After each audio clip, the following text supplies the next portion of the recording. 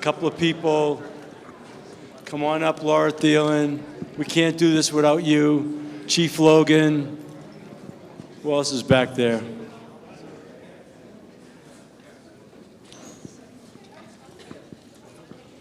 Well, first of all, let me just say welcome and thank you for coming tonight. I have a belief, we started this meeting at 6 o'clock. We keep them to 2 hours, and then we stay around after. This is the earliest we have begun a meeting. Usually they're 6:30 and 7 p.m. So I suspect we may have other people coming, but I really appreciate the fact that you're here on time. We want to be respectful of everybody's time. I will talk a little bit more about the ground rules, but this is our 9th town hall. And the 8 previous town halls, each and every one has been very different, unique to that area, very engaging. I don't want to sound like we're patting ourselves on the back, but the feedback has been really good. But this meeting is about you. We're here to listen to you, okay? And I'll talk about that a little bit more, but I'm so proud of my cabinet, and I'll talk about them as well. I want to get this going by making a few introductions while we wait for some people to get seated. Well, the first thing, forgive me, I forgot about this. Kahu Farden. We'd like to start off all of our meetings with a pule.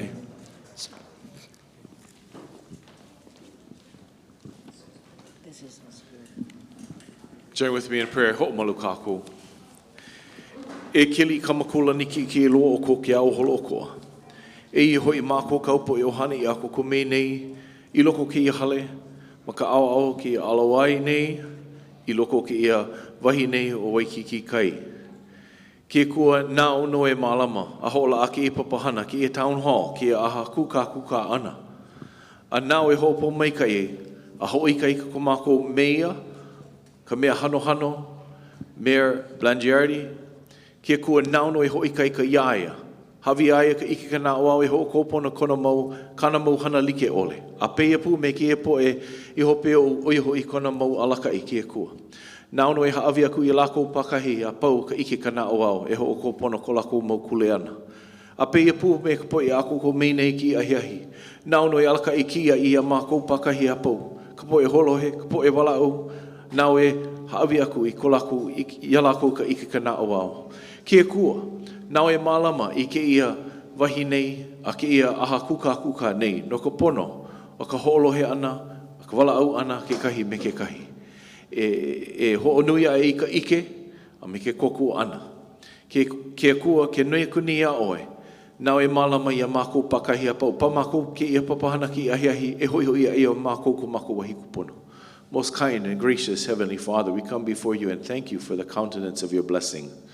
We ask your blessings over, especially our mayor and his ohana here gathered, his leaders, Kiakua's cabinet, as well as all of the workers who are here to help support each other.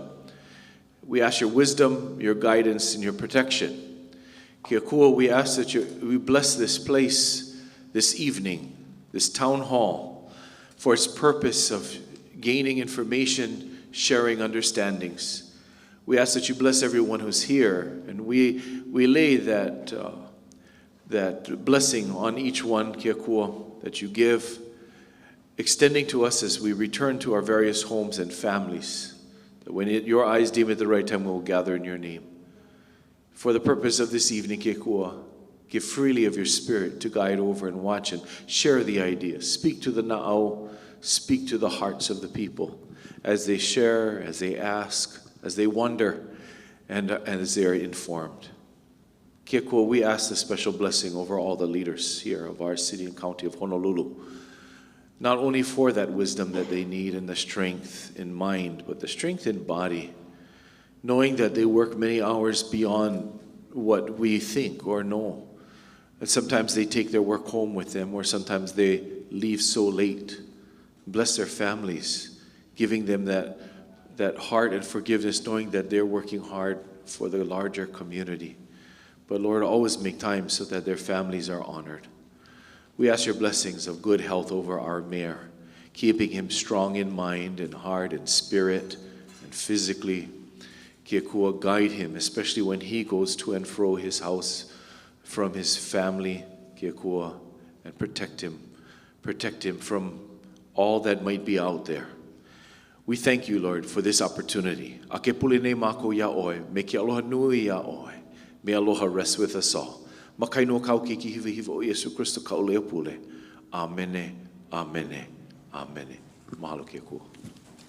Thank you, Kau. That was beautiful. Thank you, sir. Okay, thank you.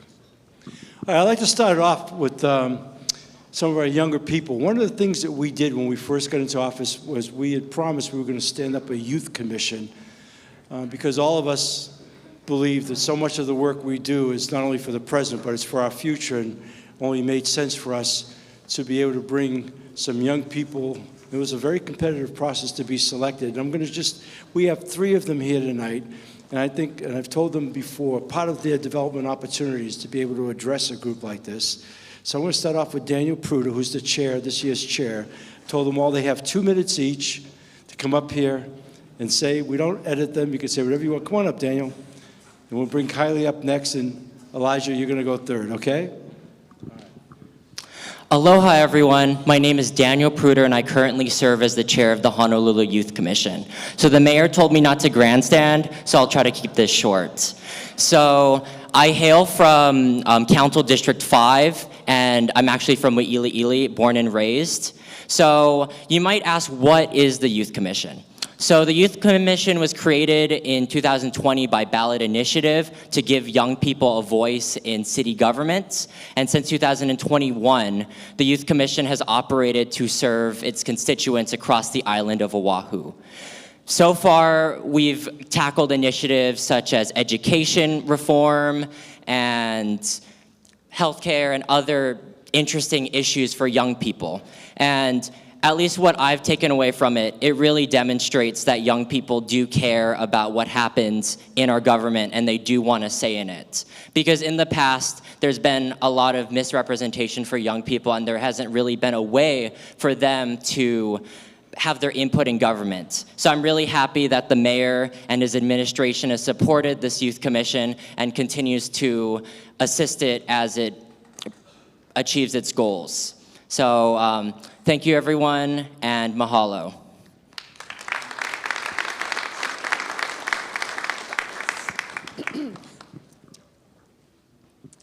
Aloha mai kākou. Aloha, everyone. My name is Kylie Akiona. I use she, they pronouns, and I'm the Youth Commissioner for Council District 2. I was born and raised in Kipapa, now known as Mililani, and my role, or our role as Youth Commissioners, like Chair Pruder said, is to advocate for issues related to youth, to the city and county, to the folks behind me, and to Mayor Blangiardi. So, also like Chair Pruder discussed, some of the issues that we are working on is defueling Red Hill, youth trafficking and sexual violence, youth involvement in the criminal legal system, and interventions to get them out of that cycle of criminalization and incarceration, education inequalities and inequities, and more. So please feel free to talk to us after the town hall is POW or whenever.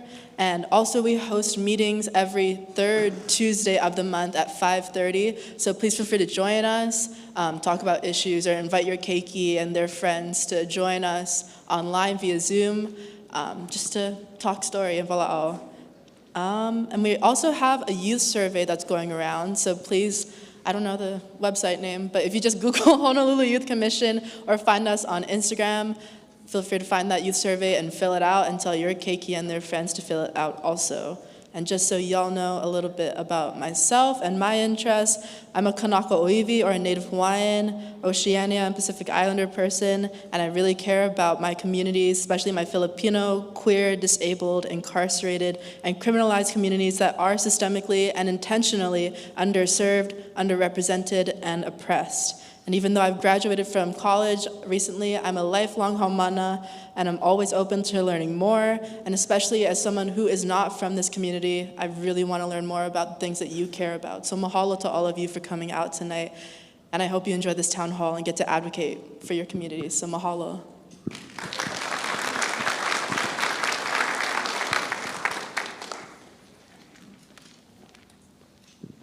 Aloha mai kākou, o Elijah Yoshio Keli mai ka io, Moniz ko'u inoa piha, I am Elijah Moniz. I am one of the commissioners on behalf of Mayor Blangiardi. And there's not much more I can say that my two constituents have said, and so I will keep it short so that I can save your time.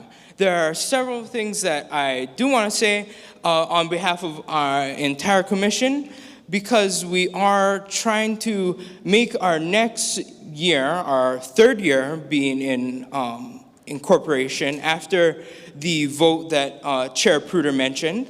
We want to get more out into the community. You are the body that voted on us and created us.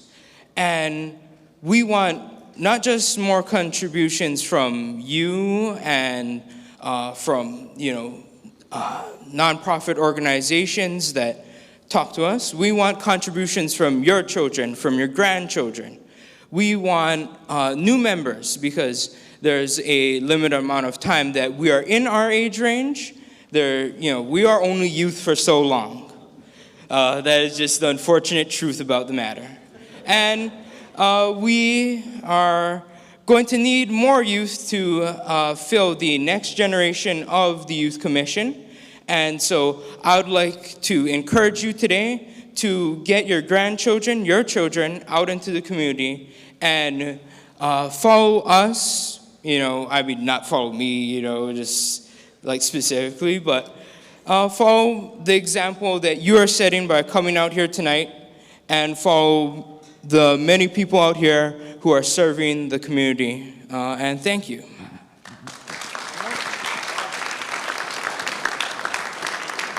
Thank you, Elijah. You just poured cold water over my feeling youthful. I didn't know we grew out of that, but thank you anyway. We've got a few elected officials tonight, and if some others come in, I'll also introduce them. But first and foremost, Council Chair Tommy Waters is in the house right here. Tommy Waters. Council Member Calvin Say. Representative, I've got this down, Take Nouchi. I just don't know her. She's here. There she is. How are you? And I understand Representative Jackson Sayama just got here. Jackson, you're in the house too. Okay, good. The next thing I want to do is I want you to meet our cabinet, people behind me, the men and women that are behind me. But I think since people have short memories, and ironically enough, just this afternoon, Governor Green held a press conference to announce the end of COVID. What a lot of people don't really remember, but it's been absolutely profound in my life, is when we won in the first week of November, the first order of business was to put together a cabinet. But if I can take you back just a couple of short years ago, in November and December of 2020 was a very uncertain time in our island. We had been closed down since March. The fear and the uncertainty was unprecedented. There wasn't even any talk about vaccines being readily available until maybe the end of 21. People were losing their jobs. We saw, and since some of you and most of you live near here, Waikīkī in a way that none of us could have ever imagined for a day, much less a week or months at a time. And so in the midst of all of that and the challenge of putting together a cabinet, I was humbled by the quality of the men and women that are here and others who are not tonight. We bring our cabinet because we want you to have that expertise tonight, not knowing what you're going to ask. And by the way, there are no holds barred. You can ask us whatever you want. You may not get the answer you want because we're going to be truthful, but you can ask us whatever you want. And I'll talk about that in a minute. But I just would tell you, these folks that came forward, and since I've had the privilege of working with them now for some 28 months, are really extraordinary because all of them took big risk to join this team, to come and work for the city that was under siege at that time with no guarantee about anything that could possibly happen on a going forward basis. And we all committed to each other that we would be in it together, we would figure it out, but the responsibility of leading this city through its darkest hours in a very long time, was something we were all willing to accept, and I could not be any more proud of them. So I want them to introduce themselves, tell you just briefly who they are, what they're doing, and we'll let it go. We'll start off with you, Theodore. Thanks, Mayor, and thank you, everybody, for coming out tonight. I'm the Early Childhood Resource Coordinator with the City and County, working with the Department of Community Services. Well, I'm going to stay away from that speaker. Yeah, let me go over here.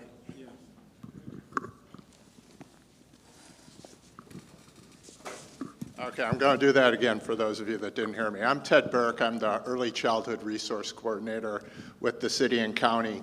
And it's a unique position because it hasn't really been the kuleana of any of the counties in Hawaii to really take on early childhood. But the mayor approached me last summer and said, hey, we really want to take this on and do this and see what we can do to help support families and their keiki here in Honolulu. And so we've been working, excuse me, for the last 8 months to come up with some strategies to be able to coordinate resources, public, private, state, to be able to support folks that right now in Hawaii are paying an awful lot of money for childcare.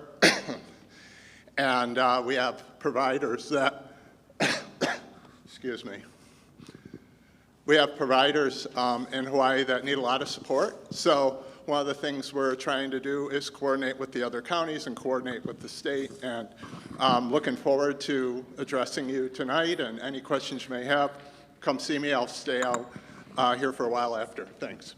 Thank you.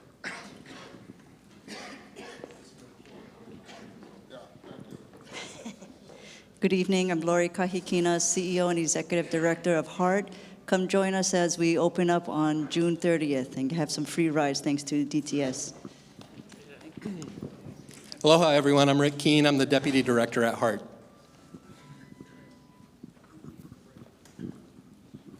Good afternoon. I am Lloyd Yoninaka. I am the Executive Secretary for the Neighborhood Commission, and we oversee the Neighborhood Board system. Do we have any neighborhood board members here tonight? All right. Give them a hand. Thank you very much. Thank you very much for serving. And hopefully we'll see you again next year. Good evening, Kim Sparlin, Deputy Director of the Office of Economic Revitalization, one of your newest offices serving you to help us respond to any economic shocks in our economy. So thank you for being here. We look forward to working with you. Good evening, everyone. Kat Taschner, Acting Director, Department of Land Management. We protect, develop, and manage the city's real property interests. Thanks for having us tonight. Aloha and good evening, everyone. I'm Warren Mamizuka, the Acting Director for the Department of Facility Maintenance. We actually maintain all the streams, pothole patching, pothole repairs. We maintain all city buildings and just under 54,000 streetlights.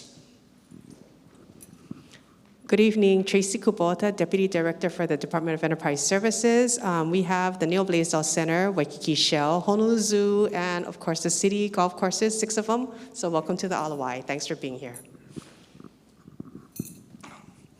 Good evening. I guess I'm the newest member of the cabinet. I'm Tyler Sugihara. I'm the Acting Deputy Director for the Department of Facility Maintenance, but I also am the current Chief of Road Maintenance for City and County, so I'm the one who is in charge of maintaining the roads, streams, your traffic pavement markings, traffic signs, and we also handle the Stored Property Ordinance branch. Hi everyone, I'm Kim Hashiro. I'm the Director for the Department of Customer Services. Our department includes the DMV, satellite city halls, and we also provide public communication services. Good evening. My name is Haiku Millis. I'm the Director for Department of Design and Construction with the city. We implement the city's capital improvement program.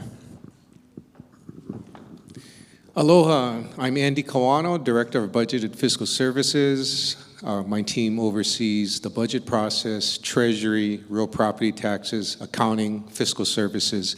Look forward to talking to you and answering your questions. Thank you. Aloha, my name is Jiro Sumada. I'm the Deputy Director for the Department of Planning and Permitting.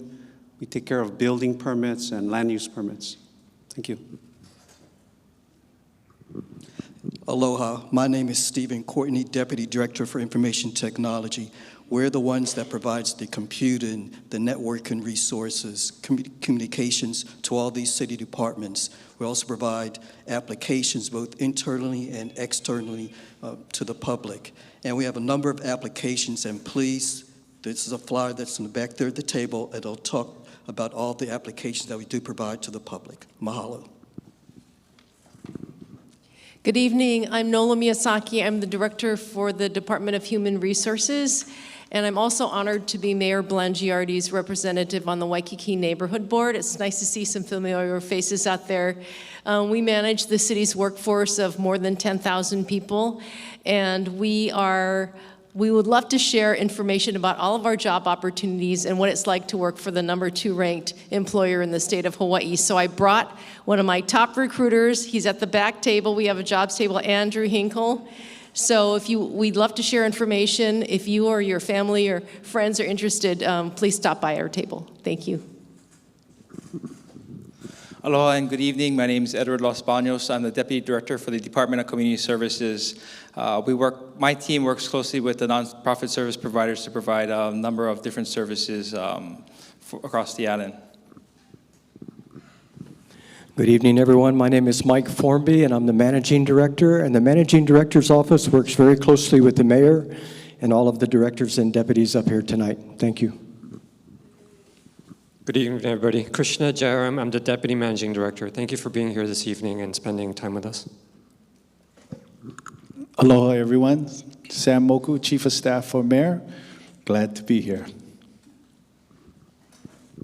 Good evening, Joe Logan, the Chief of your Honolulu Police Department. Aloha, good evening, and thank you for having us here tonight. My name is Laura Thielen, and I'm the Director for your City and County of Honolulu Department of Parks and Recreation. We manage the 305 parks, 5 botanical gardens, beach rights-of-way. We also run programs, many of you may join in.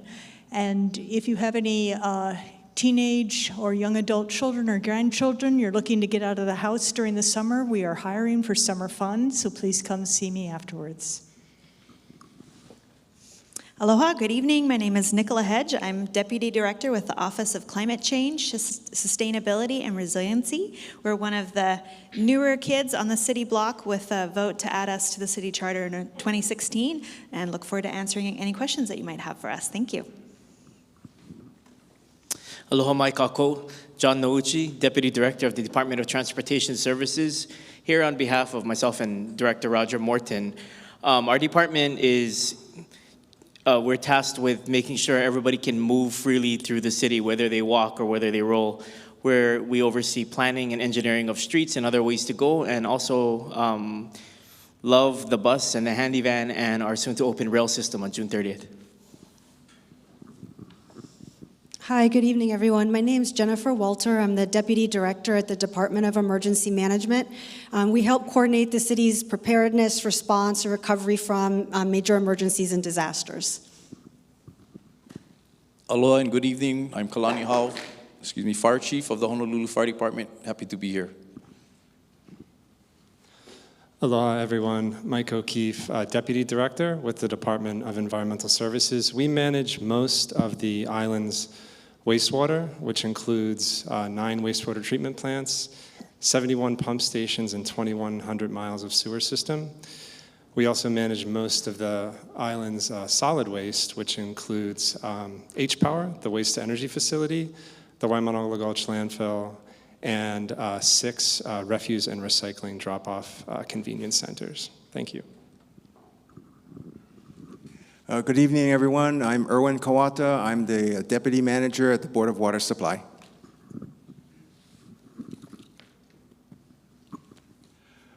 Aloha mai kākou, Ernie Lau, Honolulu Board of Water Supply, Ola i ka wai. Good evening again. My name is Ian Santi. I'm the Deputy Director for the Honolulu Emergency Services Department. Our department oversees our 911 ambulances, our lifeguards, our city's health services, and our new program core with community outreach to the homelessness. Thank you. We have a couple other people. Where did Makanani go? You work on the soundboard tonight. Makanani Sala, Mayor's Office of Culture and Arts. Our communications team is here. Scott Humber, Director of Communications. Ian Shuring, Deputy Director. Is Brandy in the house? She's probably filming something. She's over there. That's Brandy Higa. And my name is Rick Blangiardi, and I have the privilege of serving you as the Mayor of the City and County of Honolulu. Been doing so for the last just about 28 months. I would tell you on a personal level, this is the challenge of a lifetime, and it's also the honor of a lifetime. No, that's okay. It really is. And so look, what we want to do tonight is we want to cover as many questions as you might have. So the way we do that, this is different than, and I've gone to a number of neighborhood board meetings, and I've watched and I've listened to those, but tonight really is to hear from as many of you. And so we're not going to debate any one subject, you know, and at the same time, while I can appreciate you wanting to come up and give some context to your question, I'm going to really ask you to get to the question fast, if you will. Not fast, but no big speeches up here at the microphone. I reserve the right in a nice way to say, what's your question, okay? All right. This group of men and women is here tonight. We started out, we talked about doing this. We said, you know, for us it would be a journey of learning. I already know that not every one of these people will be asked a question, and they already know that.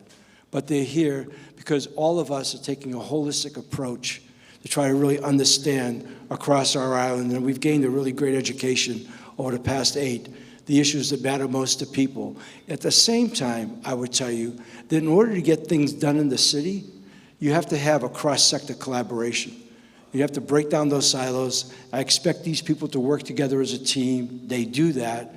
And so the more that they can be aware, it just helps facilitate our efforts to handle things and get things done, okay? So with that, I'll just say it one more time, and I mean this in a nice way. We want to be truthful with you tonight. If we can answer the questions here, we will. If we cannot, what you can anticipate is good follow-up and access to these people. And I think any of you, and there's a few in this room that have been to the other town halls, know that we have followed up. And in a couple of cases where we haven't, we've made sure that afterwards we did, okay? So that's part of the equation tonight, is to give you direct access on any specific problems or concern so you feel like you have a voice and somebody you can talk to directly that's directly responsible for making things happen, okay? So the only other thing I'm gonna ask, first of all, I wanna thank a lot of HPD Chief. You brought out the guys tonight. I wanna recognize all of our men and yeah, I do. And I'll be at the event tomorrow night. I guess we're doing that all together. The only thing I'm going to ask is that we don't form a long line. I know that invariably people will want to do that. You don't have to do that. We're going to give you access to the microphone. We're going to stay on this. You can stay in your seat. Don't worry. If at the end of the night you haven't asked your question, then we're going to be here for that. Or you can write it down if you didn't want to come up and do it publicly, and we'll follow up with you. And there'll be people here to help you do that, okay? But honestly, we want to cover as much as possible, and we know this is a really dynamic area. We've been looking forward to tonight for some time, and it wasn't by mistake that we put it at number 9. We wanted to get our feet on the ground, having gone around the island, and now hopefully we're here and ready for you. So with that, who's up first? Okay. Thank you, Mr. Mayor. My name is Carlino Giampolo.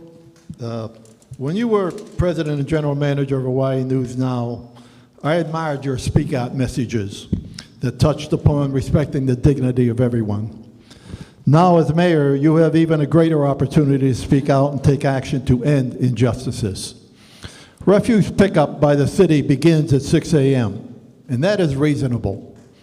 However, private refuse companies can begin their activities as early as 2:30 a.m., and there are no laws to protect residents against this serious abuse. Are you willing to do what no other mayor has done before and be a voice for these residents? Are you willing to introduce a bill to City Council that protects all residents from this abuse and that advocates no trash pickup by private refuse companies before 6 a.m.? Thank you. Good question. Who wants to take that? Mike O'Keefe? And then I'll follow up with that. Carlo, thank you for that question. The whole noise factor has become a big issue, and we're aware of that. Go ahead. Thank you for your question. That's a really good question. So as you noted, city trucks don't begin until 6 a.m. The private trash collection starts sometimes well before that. We're aware of that. They do that for, it's our understanding, for a couple of reasons, but mainly to make sure that they can basically get all the trash collected before rush hour. When the big trucks are out there moving dumpsters around during rush hour and with cars and pedestrians, it becomes a little unsafe. But we're certainly open to brainstorming ideas for solutions, including a possible bill. Okay, Mike, did you want to say anything to that? Well, I just want to add that there was a bill that was introduced at council, and we're always open to having the conversation. I mean, mayor's position is that's the public forum where we listen to the people, and so we're open to having that discussion. There are operational considerations, there's no doubt about that, and for the businesses that have a reason not to limit pickup until after 6 a.m., I think they have an obligation to come forward and speak, but it's about balancing the interest of the people versus the operational needs of the companies. So let's have that conversation. Carlo, do you know offhand how many companies we're talking about? Here in Waikiki, there are basically two companies, Honolulu Disposal Service and West Oahu Aggregate. Okay. Now, one of the problems, very quickly, is that for Honolulu Disposal Service, there's only 4 workers to pick up all the trash in Waikiki. There's 2 teams. One moves the dumpster, the other person empties the dumpster. So there's 2 teams, and they work from 2:30 a.m. to 2:30 p.m.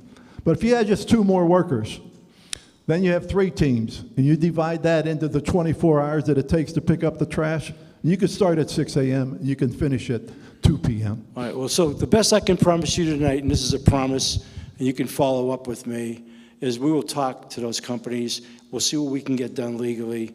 We'll do that, okay? Who's up next, sir?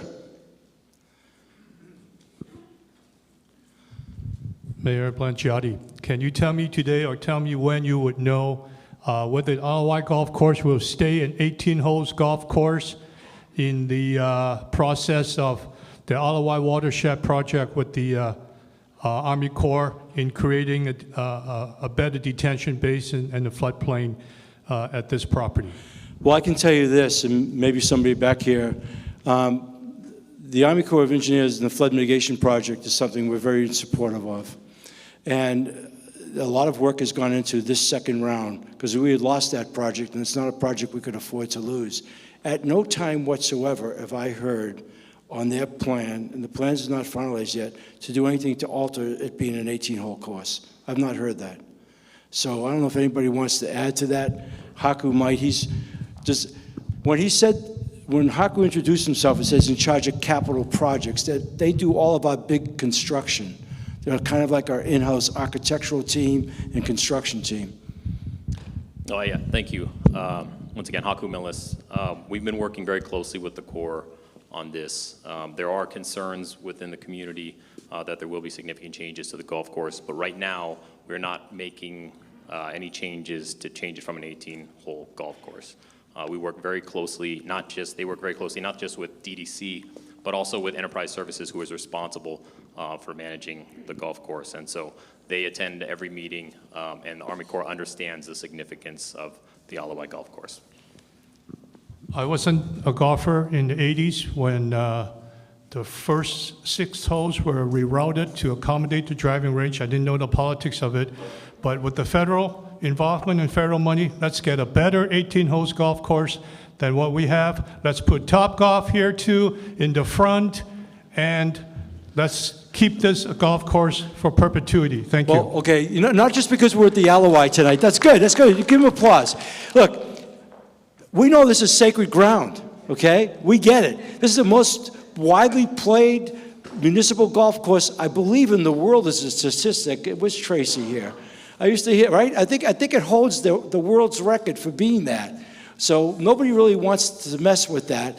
I happen to be a fan of Topgolf too, but that's not for tonight, I don't think, because they're going through their own issues. But that would be a great thing. But honestly, what we're dealing with as far as the flood mitigation program is a sign of the times, okay?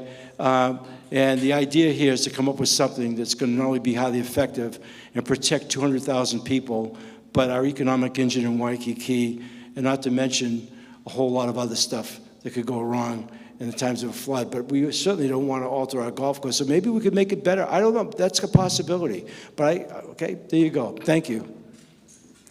All right, sir. And then you can go. Yeah.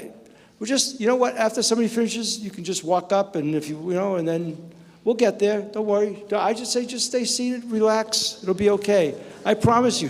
You can. Boy, there's no trust here. All right. I promise you. Okay. Go ahead. Yeah. Just go ahead, sir. Harris, right? Good evening. Yes. Mr. Harris, or Harris was your first name? My last name. Mr. Harris. Okay. Mr. I remember Harris. that. Go ahead. Thank you, Dr. Blangiardi. You're going to cure our ills. Yeah, well, you know what? That's why we're here. If we can help, we want to. Go ahead. Thank you very much for doing this. I'm here representing the Friends of Haiku Stairs. Oh, yeah. And You're out of your territory, but go ahead. Yeah. You know, every time this comes up in one of the other parks, everybody says, why did you give them any kind? But go ahead. Go ahead. I'll give you 1 minute on this. Go ahead. Did you get our plan for reopening the stairs? We did. In fact, Mike and I went out to the stairs. We've looked at the whole thing. Perfect. We've been out there. Okay, keep it on your list. I totally understand the fact that the neighbors are grumbling about the access and the problems there. Yeah, it's more than a grumble. Yeah. And it's more than legitimate. I understand, but there are other routes that could be developed, at least 2 other routes, including through... We've looked at both of those. In fact, you want to know something, Mr. Harris? We did that in the pouring rain. Michael and I without an umbrella, just to prove a point that we went out there. We looked at it, and look, I understand that. But right now, our obligation, first and foremost, is to the residents of that neighborhood. I understand how beautiful going up the stairs. While I've never done it, I've heard enough people who have. I know it's religion with a lot of people, but we've got a responsibility to that neighborhood. Good. Okay? Thank you very much. All right, sir. Thank you. This better be a good question because you were worth waiting in line. Willing to stay. Oh, no, I was going to vent, but then you said not to vent, so I decided to ask some questions. Go ahead. Anyway, my name is Joanne Ochi. I'm from Mōʻiliʻili. Hi, Joanne. I probably use 911 more than anybody in here, calling about a lot of problems that we have in our area. So the questions I want to ask you is... We're going to go one question per person, and then we'll go back again. Oh, I'm not going to do a really? list of questions. That's another ground rule I left out. I'm sorry. I have to pick See, the we best learned one then. something doing 8 of these. There are people who like to go up here and think that the whole thing is about them. I want to get through as many questions as possible, so pick your best It is about one. my community. Anyway, I'll go to the question 2 that I was going to ask you then. Okay. So what are you doing to save the law-abiding citizens from the dangerous people and the wicked problems, especially in our area? What are we doing to save from protection? Yeah, protection. Okay. And you said, I listened to your city address. The state of the city, the wicked problems, I and then could you tell said you. about wicked problems. So one of the wicked problems in our area is a lot of crime, a lot of homelessness. We're not able to use the park. 7 years. I lived there about 50-something, 60. Actually, I don't want to tell my age, but 60-plus years over there. And it was never like this. It's really bad. We have a lot of affordable housing coming into our area. We have a lot of transitional housing. You have a lot of affordable housing coming into your area? Yeah, and then... And you equate that with what, crime? No, but the transitional housing, and we have the Waikīkī Clinic. We have a lot of homeless in our area. So one of the other questions I had is, why don't you spread it to other neighborhoods too? I noticed that you want to put it all in the west side and in the central Oahu, but they don't go to the east side. I don't see any in Kahala, I don't see any in Hawaii Kai, I don't see any in Manoa and Kailua. I think everybody should have their share of all of these problems because we've been taking the share for a long time. So share the wealth. Not in my backyard shouldn't be just for, you guys. All right, well, okay, Joanne, I hear you on that. I think we're doing a lot in Waikiki, and I want you to hear from that. I'm going to start off with Chief Logan, and then I'm going to have Ian Santi talk to you about what we're doing with homeless. And I want to tell you about a few other things that we're doing in Waikiki.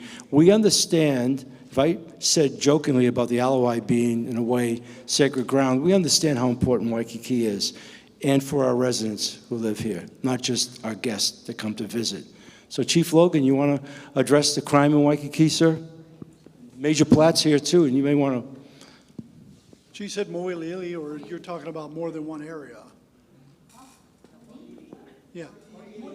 Yeah, so that District 7. Yes.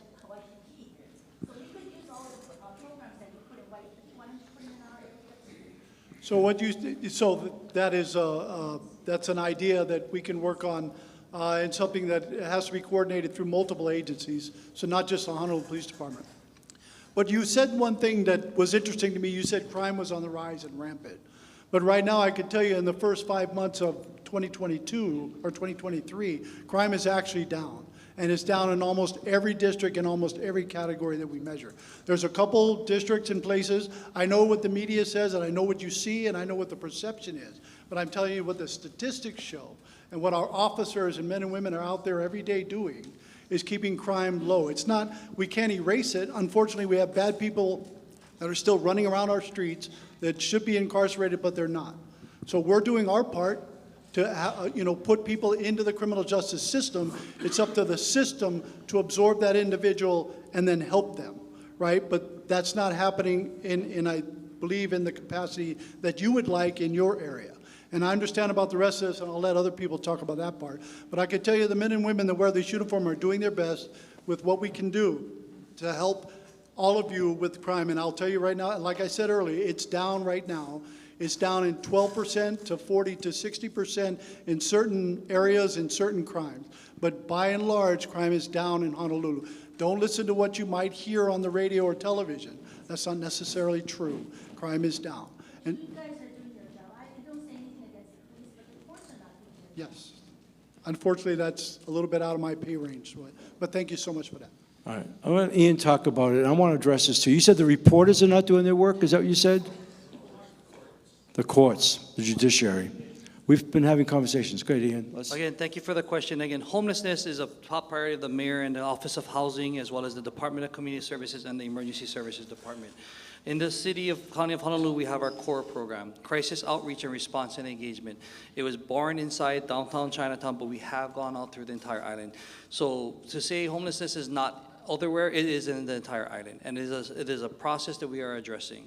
If you do have an issue in your community that you feel that we're not, the number is 808-768-2673, or 808-CORE. And what that is it's a hotline. You can leave a name, a number, or you can just anonymously give a phone call and say, can you please check out this intersection? There is an individual over here that we feel that may need some help, or an encampment that we're not aware of. It is not an emergency hotline. We will get there in 24 hours. If you do have an emergency or you feel unsafe, then that's when you call 911, and the police or EMS or fire will come depending on the situation.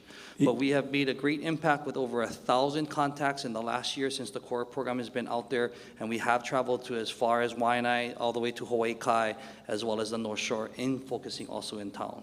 So we want to make sure that you guys are aware of the program, and however we are there to help you, we're out there doing our jobs. Ian, I think you left out a prefix. You said 808-CORE. Oh, 768. Sorry, Yeah. did I not say that? Maybe the phone. That's okay. Microphone. Yeah, 808-768-CORE or 2673. Okay. Can I just make a comment to you? Yes. I haven't been able to use my park for 7 years, so I called many times. Everybody, maybe the police department, other people know who I am because I call a lot. 7 years I haven't been able to use that park. So what is it? I call these numbers. I call every number. Okay, I'll step on the side after, and we can have a conversation offline, and we can try and figure out how to address your concern, ma'am. Is it, Joanne, is it homeless that's bothering you in the park, or is it a criminal? The drug problem. People there, they're mentally ill. People can't be treated on the street. Right. Somebody a sandwich today. No, we're not, and that's not what we're doing. Yep. That's not what we're doing. See, one of the things that we have taken a shift on in coming in is we understood that what had been going on, it's one of the things I had a lot of experience in prior to coming into office. was that the whole idea of compassionate disruption, just moving people around and not dealing with anything systemically, just flat out wasn't working, okay? Just pushing people around. What we've done is taken a really holistic approach. We're just now getting to the really key part of what we need. I think the governor kicked it off with his little Kauhale thing by the state capitol, but that's just for show. I'm not saying that to denigrate the concept. We need stuff that's much more aggressive. We need places to put people. Now, the point in time count came out just today, and what it told us is homelessness is up 2%. It's under 5,000 on Oahu, but it's up 2%. Sheltered is up 4%, unsheltered 0.4%.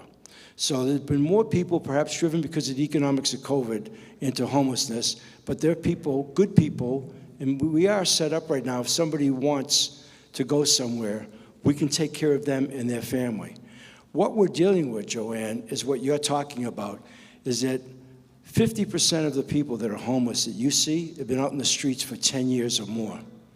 A very high percentage of that, perhaps greater than 90, maybe as far as almost all of them, suffer from some kind of mental illness, alcohol addiction, or drug addiction. That's not an easy person to deal with. In order to treat that person, you need to take them places. So part of what we've been dealing with Governor Green, I was just waiting for him to get through with the legislature here, because first of all, the core program, we have 4 ambulances, 30 people, soon to expire to 50, another 4 SUVs. We're actually intercepting the 911 calls if it's just about homelessness. Chief, if I'm mistaken, correct me, but Chief Logan said last year the police department responded to 1,911 calls, 911 calls. 700,000 of those were social work problems. Is that right, Chief? Something like that, okay? Along the lines of what you said you call all the time. We need to put these people somewhere, okay? That's what's been missing. And we're going to use city-owned facilities. The state is even negotiating. We're going to provide what they call wraparound services. This is going to take a while. The good news is that it's a scalable problem. We're not dealing with thousands beyond. We can make a big difference. But you just can't pick up people against their will without taking them to someplace to provide services for them. It's a very complicated problem, but we're teeing up a whole lot. The governor also wants to have bigger kauhales like we have at Kauaiki Village, which Dwayne Carrizo did, and there's 3 of those in operations. We're looking at some of the stuff we're doing ourselves. But the idea here is to be able to take these people and get them treatment. We're going to be making some major announcements we already have in Iwilei and what we're doing. And I do want you to talk to Ian tonight. He's going to give you his direct line, and you can call him, okay? But what? Can you just do one more thing? Just call the mainland government, tell them to stop sitting there homeless to us. Yeah, we have about 500. You're talking to Mike. She said, tell them to stop. We don't know the exact number. I've heard from 400 to 600 people have been flown in here. It's not like what I'm seeing elsewhere on the mainland. We have a program now where I think we're flying some of them back, just so you know. Look, I'll just give you one other example. Before what was going on, aside from compassionate disruption, somebody like yourself would make a 911 call. They would dispatch, the police would get there, they'd also send out an ambulance. Invariably, the police weren't needed because it wasn't anything violent. The ambulance would pick them up, take them to Queens. They would clean them up, they had no place for them, and they're back out in the street in a couple of hours. Maybe they'd feed them something. That just wasn't working, and that was costing Queens alone over $500 million a year. So what we're trying to do is pivot from something that wasn't working at all systemically to something that will work. We've made good inroads with CORE in our first year. We're trying to alleviate a police department from having to go out on calls that they don't need to go out on. We're already understaffed to begin with, and try to be as efficient as possible. But if there's some hot spots like this park and you've had no voice, that's what tonight is about. Okay? All right, thank you. Thank you, Ian. Michael. I just want to mention one thing and add to that when Governor Green came into office, he made a corresponding commitment that Mayor Blangiardi made when he got elected, and that was to work more closely with the state. The state has a Department of Health. The Department of Health has the mental health program. And so we've met with Dr. Fink twice. We have ongoing meetings with him. Kat, who does our property acquisition, We're now working on buying facilities so that the Department of Health can do the wraparound services for the mental health and the addicted. And they have operating funds. So it's sort of a partnership where if we work together, when CORE picks somebody up off the street, they actually have a place to go. And we're thankful that the City Council gave us the funds to buy the facilities, and we're actively doing that. But as you can imagine, buying properties, getting the wraparound services, the mental health, social work services, drug addiction counseling, all of that takes time. But it will pay off in the long run because it's a better plan. Yeah, and we're also doing, for the first time ever, an experimental program. I don't want to even call it experimental because it's going to be highly effective on Pauahi Street with the John A. Burns School with Japson, you know, where they're going to provide the medical help. Come on up, sir. The medical help and psychiatric care. That they're doctors on a pro bono basis. We've never had that kind of resource to work with. Sir. So that park is in my district, which is our district, and I call Joanne, Miss Oichi is Joanne to me because I got my number on speed dial. She calls me all the time. We're very responsive to community complaints, although I think as we all just, you know, realize that this isn't an overnight thing. But the park that you are speaking of, I want to say my part, it's been a year that we've been working to make improvements in the park on our part. And tell me if I'm wrong, I believe the park has come a long way in a year. Yes? Chief Logan, he's the best. Okay. Everybody I talked to all these years, Major Lynch has done the best job. Actually, they're not on the sidewalk as much anymore. So I've talked to so many majors before this. You know, Joanne, for somebody who waited in line, you could get up at the microphone, especially if you're going to be giving out compliments. If you're going to be giving out compliments, I want to make sure everybody can hear it. Okay. All right. Okay, that's good. We do appreciate it. Thank you, Joanne. Sir. Yes, sir. All right. Aloha, kako. Thank you. My name is Jimmy. Hi, Jimmy. Just a couple of sentences. The life of the land is perpetuated in righteousness, and it is through the way you serve others that your greatness will be felt. Mayor Rick, this is exactly what this island needed. Everyone that's doing their part, congratulations for the rail. It's been a long haul. Congratulations to the chief of police, what he did, busting the crime. The problem is the crystal meth. I can't reiterate what this young lady was saying. Crystal meth, your focus becomes on crystal meth. You don't care, you're sleeping on the sidewalk. Can we make it against the law? Against the law. To be sleeping on the sidewalk, to be asking for money on the lights, where did that come from? We don't want our kids to see that. All I can say is thank you. And nice to meet you, Laura. How's it? Talk to you on the phone. But this is a very heartfelt. I have a lot of questions. Everybody has a lot of questions. But can we make this against the law? In the Philippines, you get busted with meth. Firing squad. You see, where did this come from? Ask yourself that question. Mm-hmm. You guys already answered. The police is overworked here. Overworked. Guys sleeping on the sidewalk, man. Oh, excuse me. Are you awake, sir? You okay? We feel sorry for everybody, but it's their choice. Yeah, Jimmy, I'm not going to deny that. I don't know what it takes to make it a law, but I'm not going to deny. Look, when I returned to Hawaii in 2002, and I was coming back every year. I was going from 89 to 2002. Came back and was running K2N and KGB. One of the very first things we did was a documentary, which we got all the stations to air, on crystal meth then because it was an epidemic, okay? And over the years, that really hasn't gone away. Now we've got fentanyl to deal with. I don't know if anybody here wants to, but I would tell you that in looking at our hotspots where we have the most difficult time, crime and other things has to do with drug dealing, okay? So does anybody want to make a comment on this at all? At all? We hear you on that. We'll talk. I think you're doing the best you can, and we're in the right direction. That's what I got to say. Let's look forward and get this thing, get the place cleaned up. This is the middle of the Pacific Island here. That's right, Jimmy. Okay? We know thank that. You. I appreciate that. Thank you. Thank you. Yes, ma'am. Hello, good evening, Mr. Mayor. My name is Laura Ruby. I'm a longtime resident of Mōʻiliʻili. I wrote the book on Mōʻiliʻili. I'm a board member of the Mōʻiliʻili Community Center, and for the last 12 years, I've been the coordinator of volunteers to beautify the Mōʻiliʻili Japanese cemetery to make it a garden spot, and we really want it to stay that way in the future. What I'd like to speak to you very briefly today is my grave concern, which has been going on since 2007 when I wrote a resolution that was passed by our neighborhood board and to go against any building of any bridge over the canal at the end of University Avenue. Let me just say very quickly, I have a sign-up sheet here for anybody who wants me to put them on the email. I've been sending regular emails that some of you might have gotten. It has to do with not looking at silos or just something that looks like something that goes across, but all of the major ramifications. Namely, there's a huge burden on the city and county end at the end, where it will be security and police and maintenance and park concerns. Everything will go into extreme if the bridge is built. But that's only one aspect of it. If I can say, it is outsized. It goes over our historic canal and promenade and our historic park also. Those are all eligible for the National Register of Historic on the National Historic Register, of which I've written many nominations and successful ones for that same body.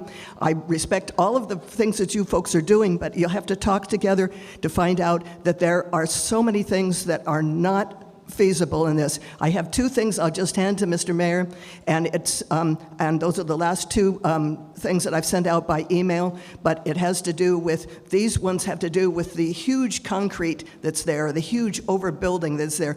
And as I understand, Mr. Mayor, you like driving down the Alawai Boulevard and everything. Will you recognize that this huge thing will be like an aircraft carrier that is going to block your view as you go down that way, let alone the flood walls that are going to be put in. So we want to really not have those. We have view planes.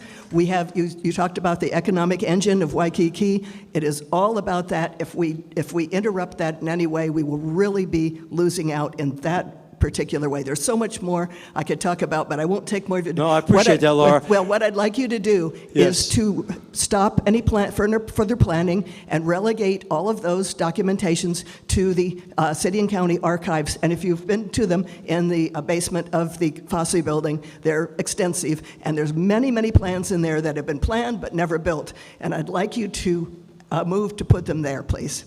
Just to put them in the places where plans go to die, because there's a lot of that in the city. That's right. We know that. First of all, Laura, stay up there. You're very articulate, number one. Okay. Thank you also for your incredible service to your community.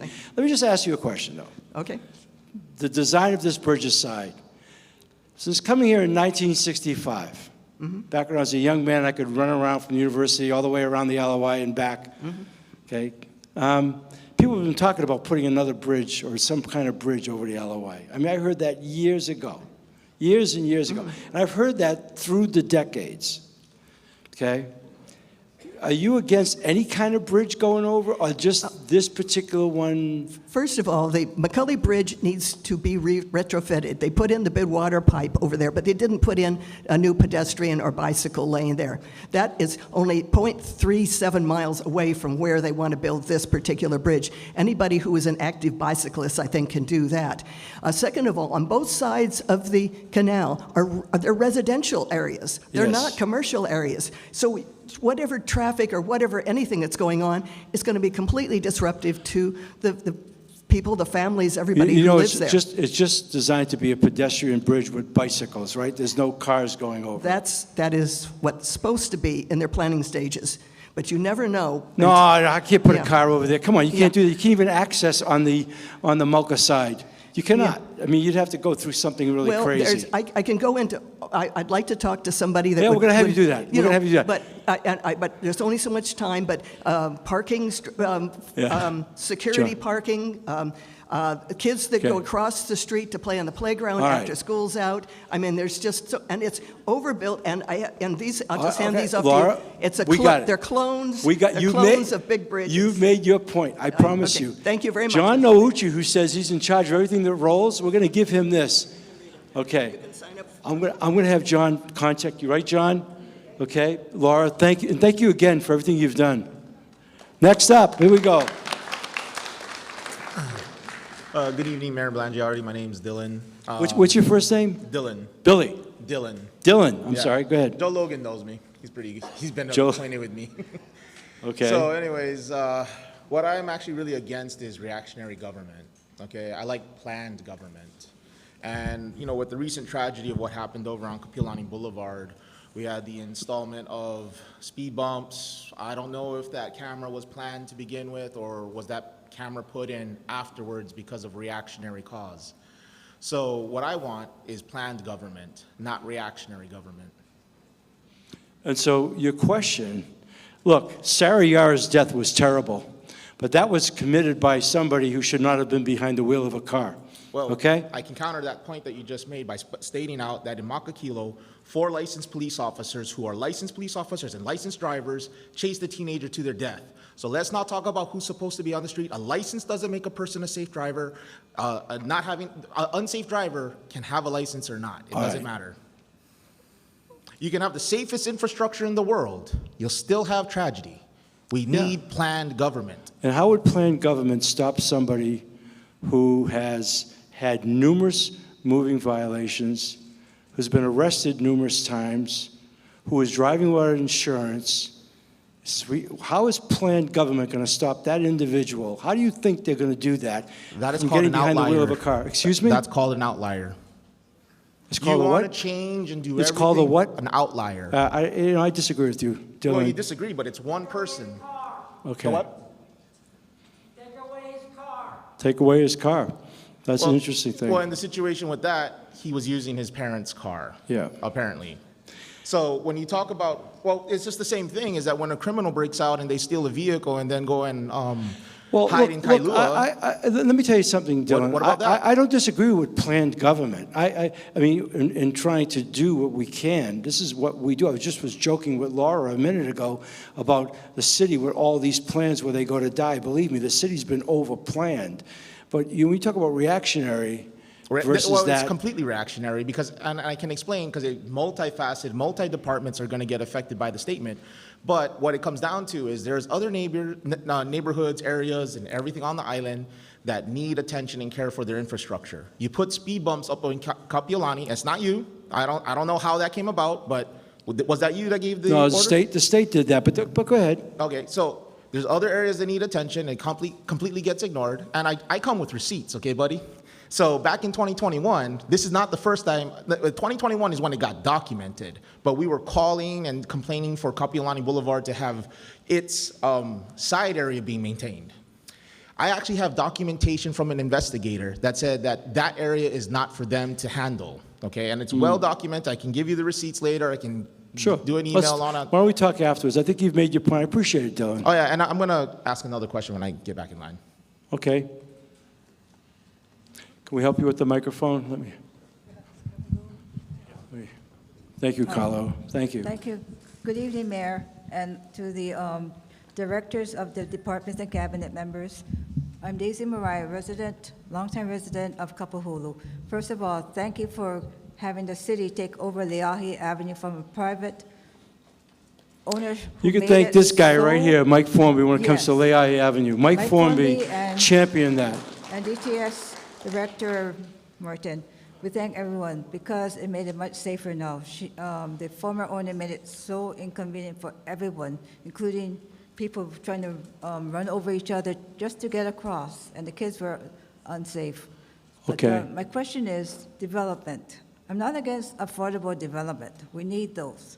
But unfortunately, there's a lot of them going around from the developers on the pretext of the word affordable. Now, affordable to you and to me and to a real middle income family or lower income family, it's all different. Unfortunately, Hawaii is very expensive to live here. Right. The question is, why are developers giving a green light to go ahead and make atrocious high-rise, 43-story, 1,500 unit complex over on Kapiolani Boulevard across from Mōʻiliʻili Cemetery where it used to be all low-income people or middle-income people that could afford it But now, because of one developer decided to say, oh, but let's have affordable, but let's make it 43 Which developer is that? That's the Kuile place on Mōʻiliʻili Okay. Kobayashi Group. Okay. Doesn't matter who, but there's another affordable, All right. so-called affordable, Okay, I'm gonna let Mike address that. What was your first name again? Daisy. The thing Daisy. is, there's another one that they want to plan by UH on Leahi Avenue. And there will be a public meeting, so-called town hall meeting, next week, Tuesday, on the 16th, between 6 to 8 at the St. Louis Association Clubhouse. My question is, why aren't the developers paying for the upkeep of the sewer upgrade?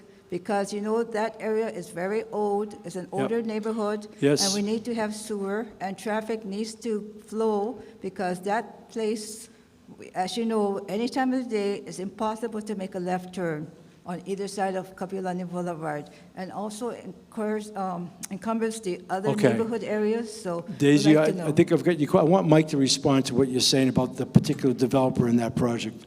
Yeah, and Mayor, I've known Daisy for many, many years, and I consider her a good friend. And I'm not going to give you an answer that is complete or one that you want to hear, but I'll just tell you that in trying to solve the affordability of housing, it takes a mixture of private development and city-state development. It can't be done by one sector.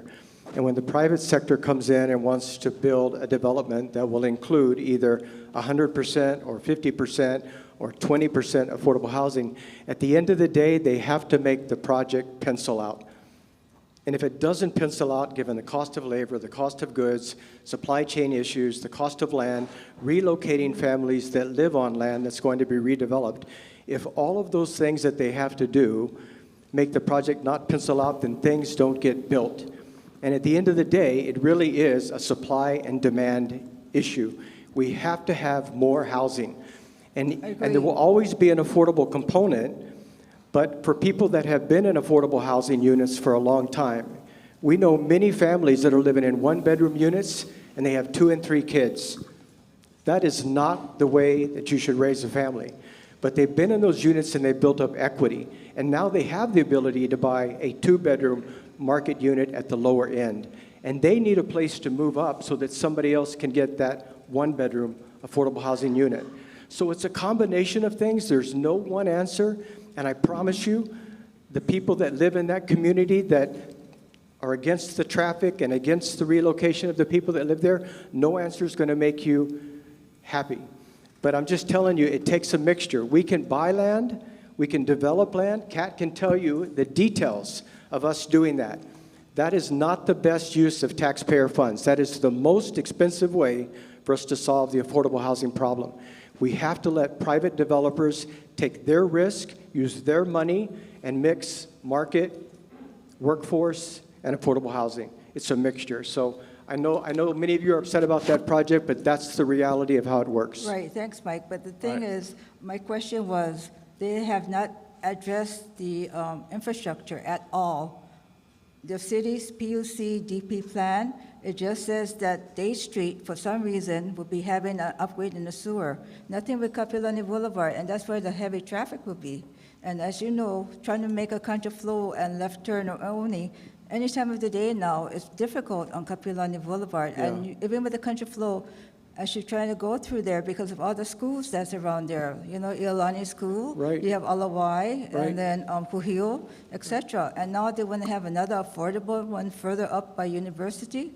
Right. So, you know, you have to really think of the traffic gridlock, because these people are not only infringing the Mōʻiliʻili community, but all the communities around St. Louis, Kapahulu, and So Kaipiki. Daisy, I hear that. I come up Kapiolani about 50% of the time to go to work versus stay on the freeway because the freeway is backed up. And I get off and I come up Kapiolani. Those are growing pains that are associated with us building more affordable housing.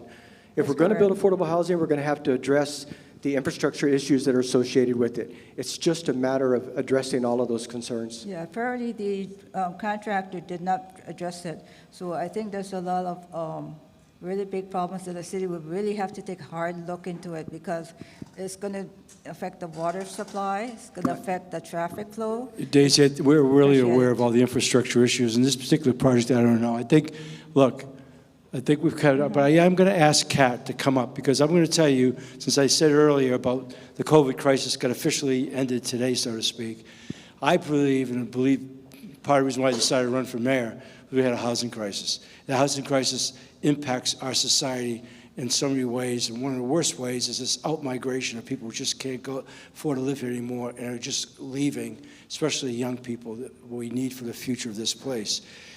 One of the first challenges we took upon ourselves, and since somebody else mentioned the wicked problems, was what was the city's role in housing? For all the talk that was being given, if the city had a viable role, then why are we short some 23,000 units? And what had the city done? And quite honestly, as we look back on it, not nearly enough, not even close. I'm very proud of the stuff we've got going on, and we've really just begun. And look, I'm not going to make an excuse to anybody in here. We've been in office 28 months. I've alluded to that a couple of times tonight. The first 14 months of that was more than distracted by COVID. More than distracted. We couldn't get things done. I walked in with a team of 50 people. I couldn't put 5 people in a room for 6 months.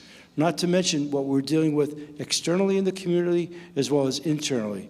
I feel like we've only just begun on what we're doing. I want Kat to tell you about our housing strategy, at least from the standpoint of what land management is doing. Hi, so good evening, Kat Tashner. I'm the acting director for the Department of Land Management. So, there are so many different solutions to affordable housing, right? And I think the city has always participated as the regulator, as the funder. And right now we're looking at how can the city participate, at least in my department, from a land perspective. Some of the things we're looking at as solutions are acquisitions, especially as, projects are going out of affordability and maybe they'll go to market, right? It's an opportunity for the city to recapture those and put them into the affordable housing inventory forever for our residents. Other things that we're looking at are development of city land. We have land that could be better utilized. How do we get it into affordable housing? And when we look at that, one of the first things we check is there adequate infrastructure? What's the traffic impact? Those are checks that we do so that we have a holistic development. So just a couple strategies that we're looking at, but I'm happy to talk offline if you have other suggestions. Okay, thank you. Thank you, Daisy. Thank you. Thanks, Kat.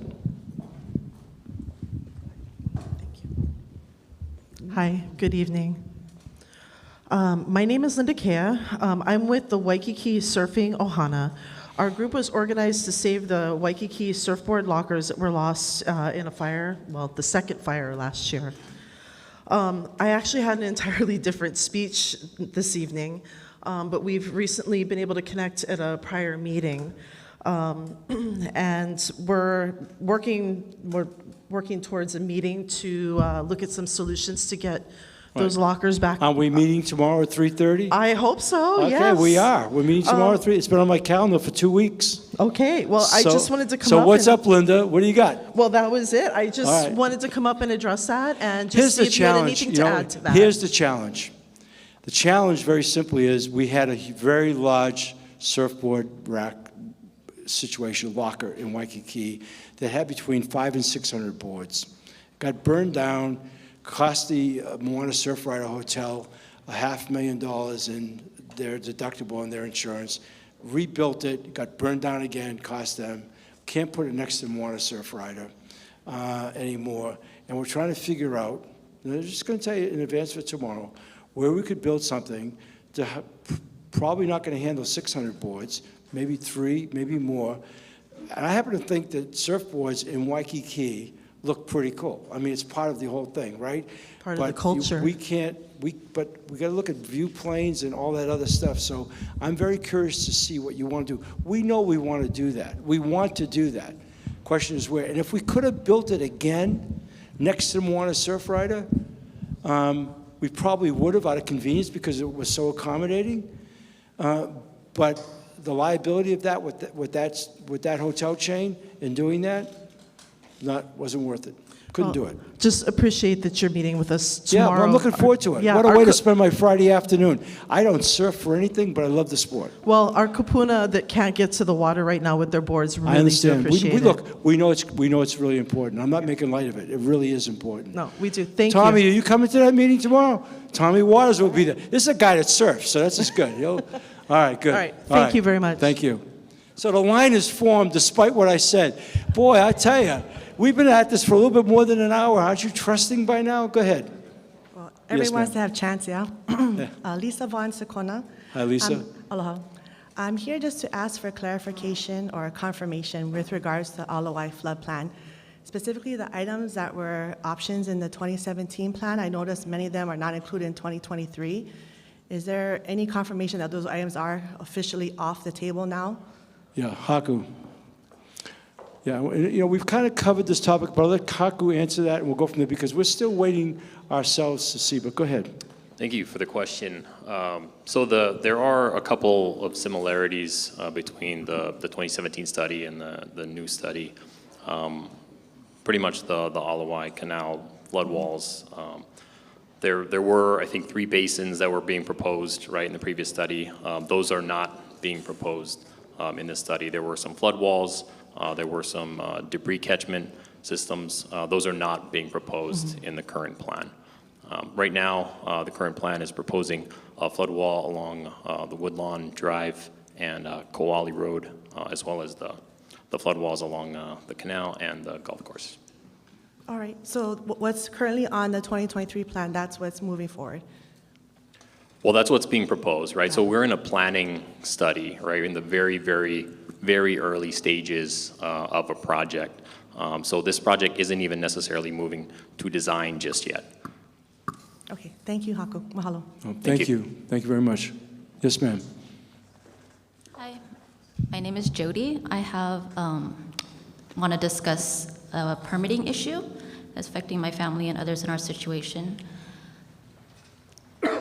Short background, we were very fortunate to be able to purchase a home last year. Of course, we would have liked a full lot, single family home, but with affordability and all that, we decided on a CPR.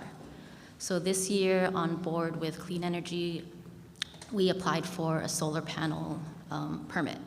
We were rejected as a residential permit because we are the back portion of a duplex. So we're told we need a commercial permit, that we need to get engineering drawings done. We are in line with companies like Walmart. It's a 2 or more year wait, which I did hear you have things in the works to lessen the permit approval process. But as it stands right now, the company canceled our contract. We basically have no options because we cannot find any solar company that will contract with us as a commercial permit. So my question is, why are we not residential when we have our own separate TMKs? This is my primary residence for just my family, no commercial business. And even under real estate standards, you would need more than 4 units on one property to be considered multifamily or needing a commercial loan. So how can we get residential? That's a great question, Jody. Go ahead, Jiro. Hi, I'm Jiro Samata with the Department of Planning and Permitting. If your property is classified as a multifamily, then our commercial section does take care of it, and they are severely backlogged with a lot of permits. Why would be under multifamily if the multifamily definition is more than 4 on one property? Well, for us, it's the way we classify it's single and 2-family dwellings. That's the residential. So a duplex, right, is one owner in the front and one in the back? Oh, okay. So right? Is that not? Well, I'm not too sure how we treated you as a commercial then. Maybe I can just take your name and number and we can Jody, get back to you. we'll get in direct contact with you. Yeah. I can tell you this, though. We're making great headway in solar, and I mean, there's got to be a way to accommodate you. To give you a quick perspective, last year, Department of Planning and Permitting got over almost 17,500 permit applications. More than 60% of those applications were for solar. So and that's where we're making a lot of headway in working with the solar companies and our task group and some of the things to expedite, because that has created in and of itself a tremendous backlog, and situations like this become more than just ministerial to deal with. They become, let's get you information, see if we can't directly handle you. Okay, Jody? Thank you. Yes, ma'am. Did you want to go up there and say something? Okay, I'll tell you what, after this young man, this guy right behind him says you can cut in for once because he's sure to get up there. No, go ahead, sir. Aloha, Mr. Mayor. Hugh Kojima on behalf of the Waikīkī Heights Community Association. I understand that the homeless situation is extremely complex, very difficult, and I appreciate everything that you and your team are doing. I have a very specific question. What are you doing about the homeless that live in vehicles and park on the side of the road? Yeah, that's a great question. You know, it just came up today. There's a car, and apparently there's people living in it, but you can't tow it if people are living in it. And then even if they're not sleeping and they go up, but they're sitting in it, you can't do that. Chief, I could use some help maybe, I don't know. We've got to figure that one out. We do. We have our neighborhood effectively is home to about maybe 5-6 vehicles that permanently park on the side of the road. We call the police will come and they say we can't do anything about it because we'll issue a ticket, they ignore it, and that's it. Yeah, Chief. You're talking about having 5 or 6 cars, people are living in them, police have come, but they don't even ticket them because they really can't. Or maybe they can if their license plates are off. They can give them a ticket like that. Yeah, there's more information. I need to know. What area is this? Maikiki Heights Drive. Waikīkī Heights. You guys. Waikīkī Heights Drive, Major. I recognize this. This has come up a bunch, so it's a good question.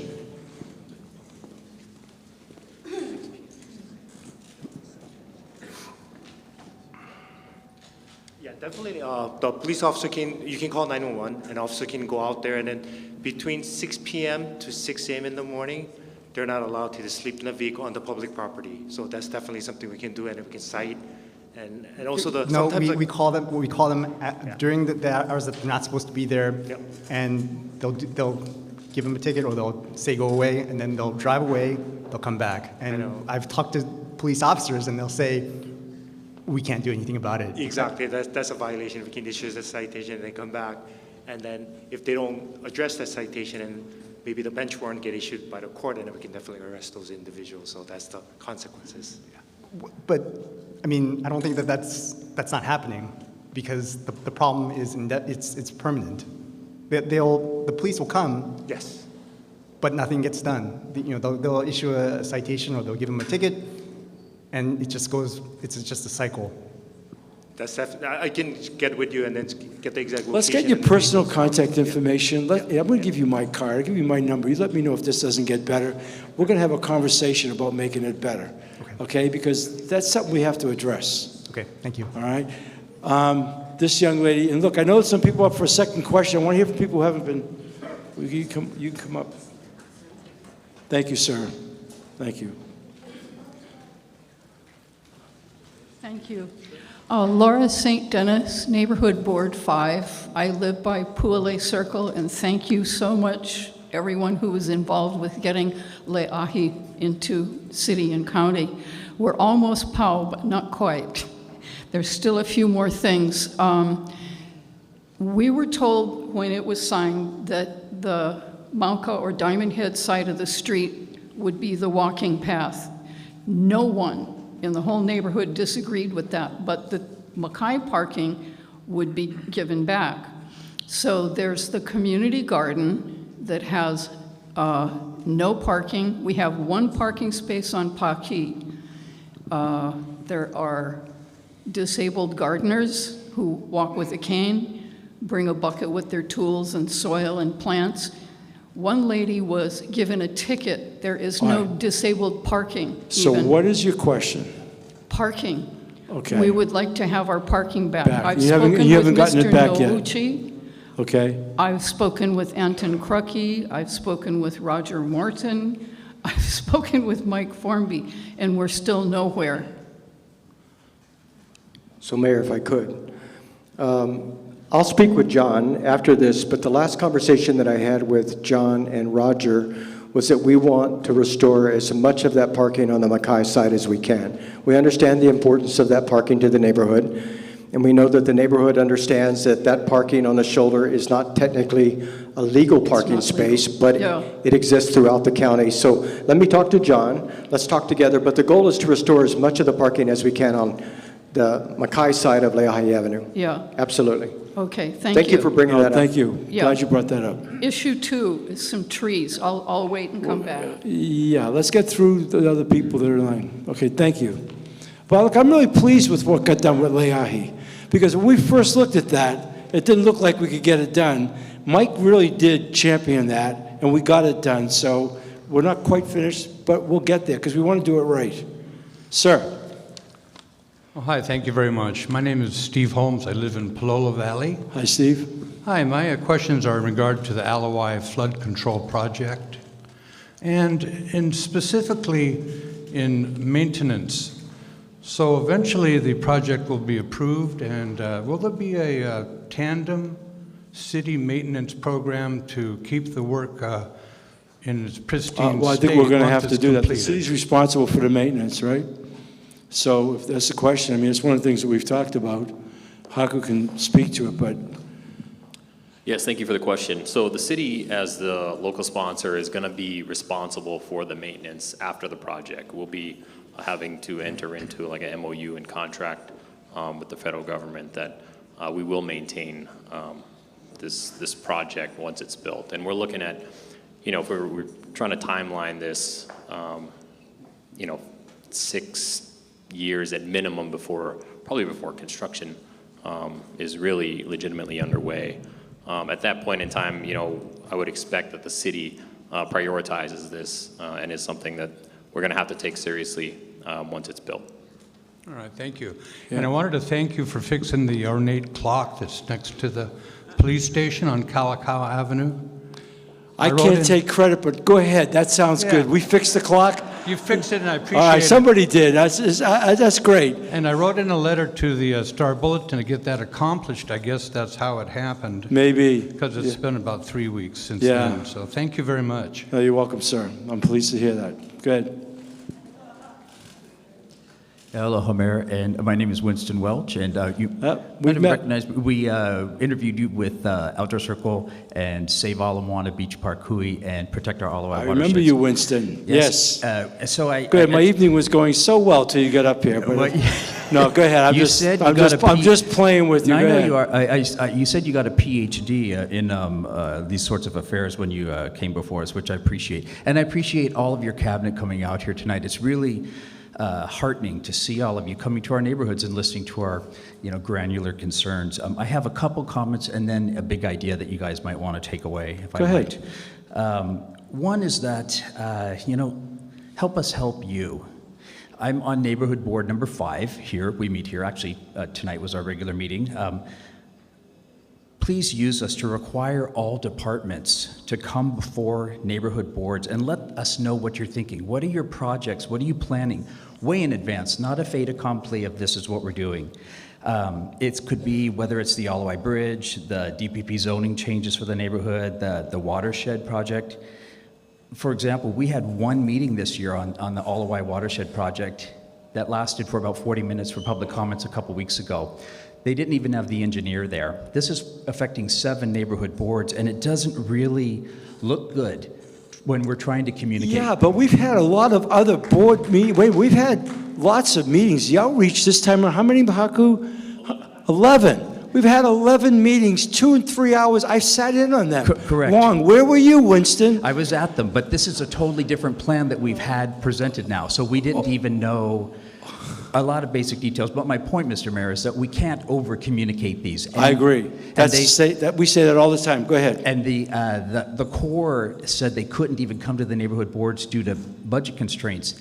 When we're talking about a $500 million project, we need to have them coming and say, this is what we're doing. Whether we like it or not, we need to be as updated. Okay, that's so fair. That's just something that says, we have Mr. Crucky come here. He's wonderful. I don't see him tonight. Who? Mr. Anton, Crucky. no. But he comes and he is a great liaison for the city.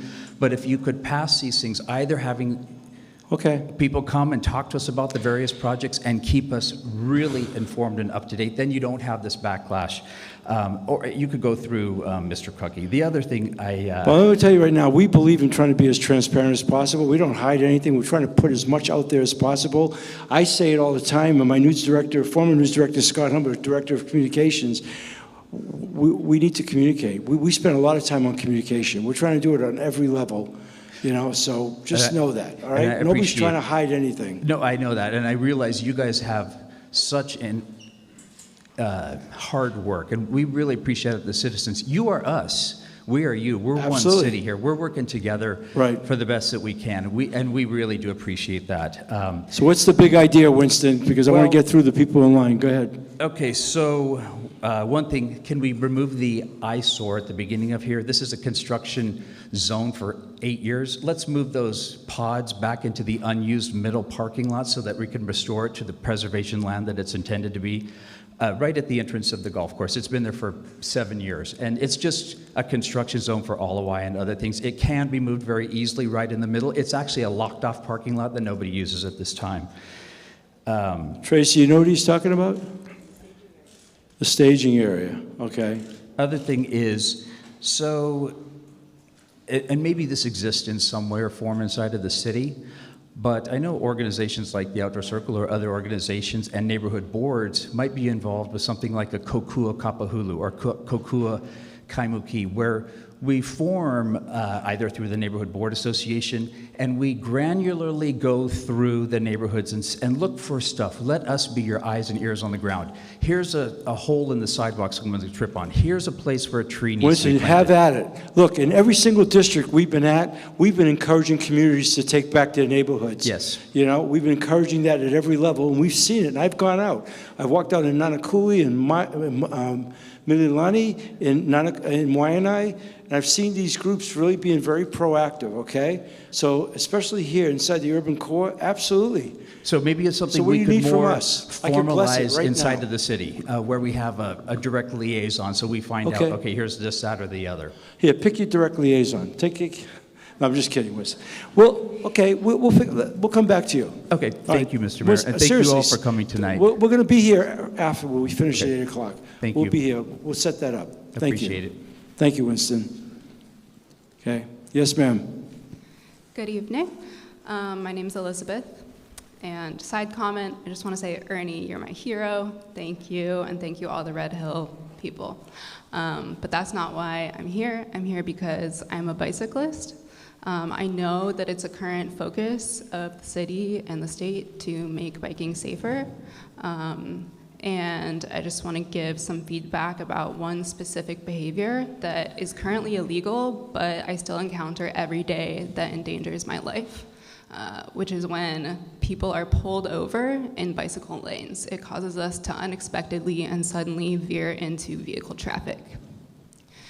So why are people doing this? I see it's a misdemeanor. It has a high penalty. So either they think that there is no consequence, so they're not getting fined. They're not getting fined, or they see other people doing it, and that's setting a social norm. Those are other people like other drivers. It's also other people like the police. I know that there are exceptions to this rule, and that includes the police. However, I have seen the police pulled over in places where there are many open parking spots and other space for them to be, and they are still blocking the lane. So I'm asking you to enforce the law that already exists to protect the investments you've already made in our infrastructure and to set better examples for other drivers out there. All right, so Elizabeth, I'm not quite sure of your question. I know you're saying enforce the law, but so we can really understand what you're saying, the bike lanes are being impeded and nobody's doing anything about it. I wouldn't say no one's doing anything about it, but I'm saying that on my 2.5 mile bike, every single day, I have to veer around someone. That's Okay. how common it is. Mayor, I got it. Go ahead, Chief. So what area or specifically are we talking in this 2.5 mile area? I bike from KCC to Mānoa. Okay, okay. So I'll have a discussion with the leadership that works in that area to see if we can step up some enforcement action that's there.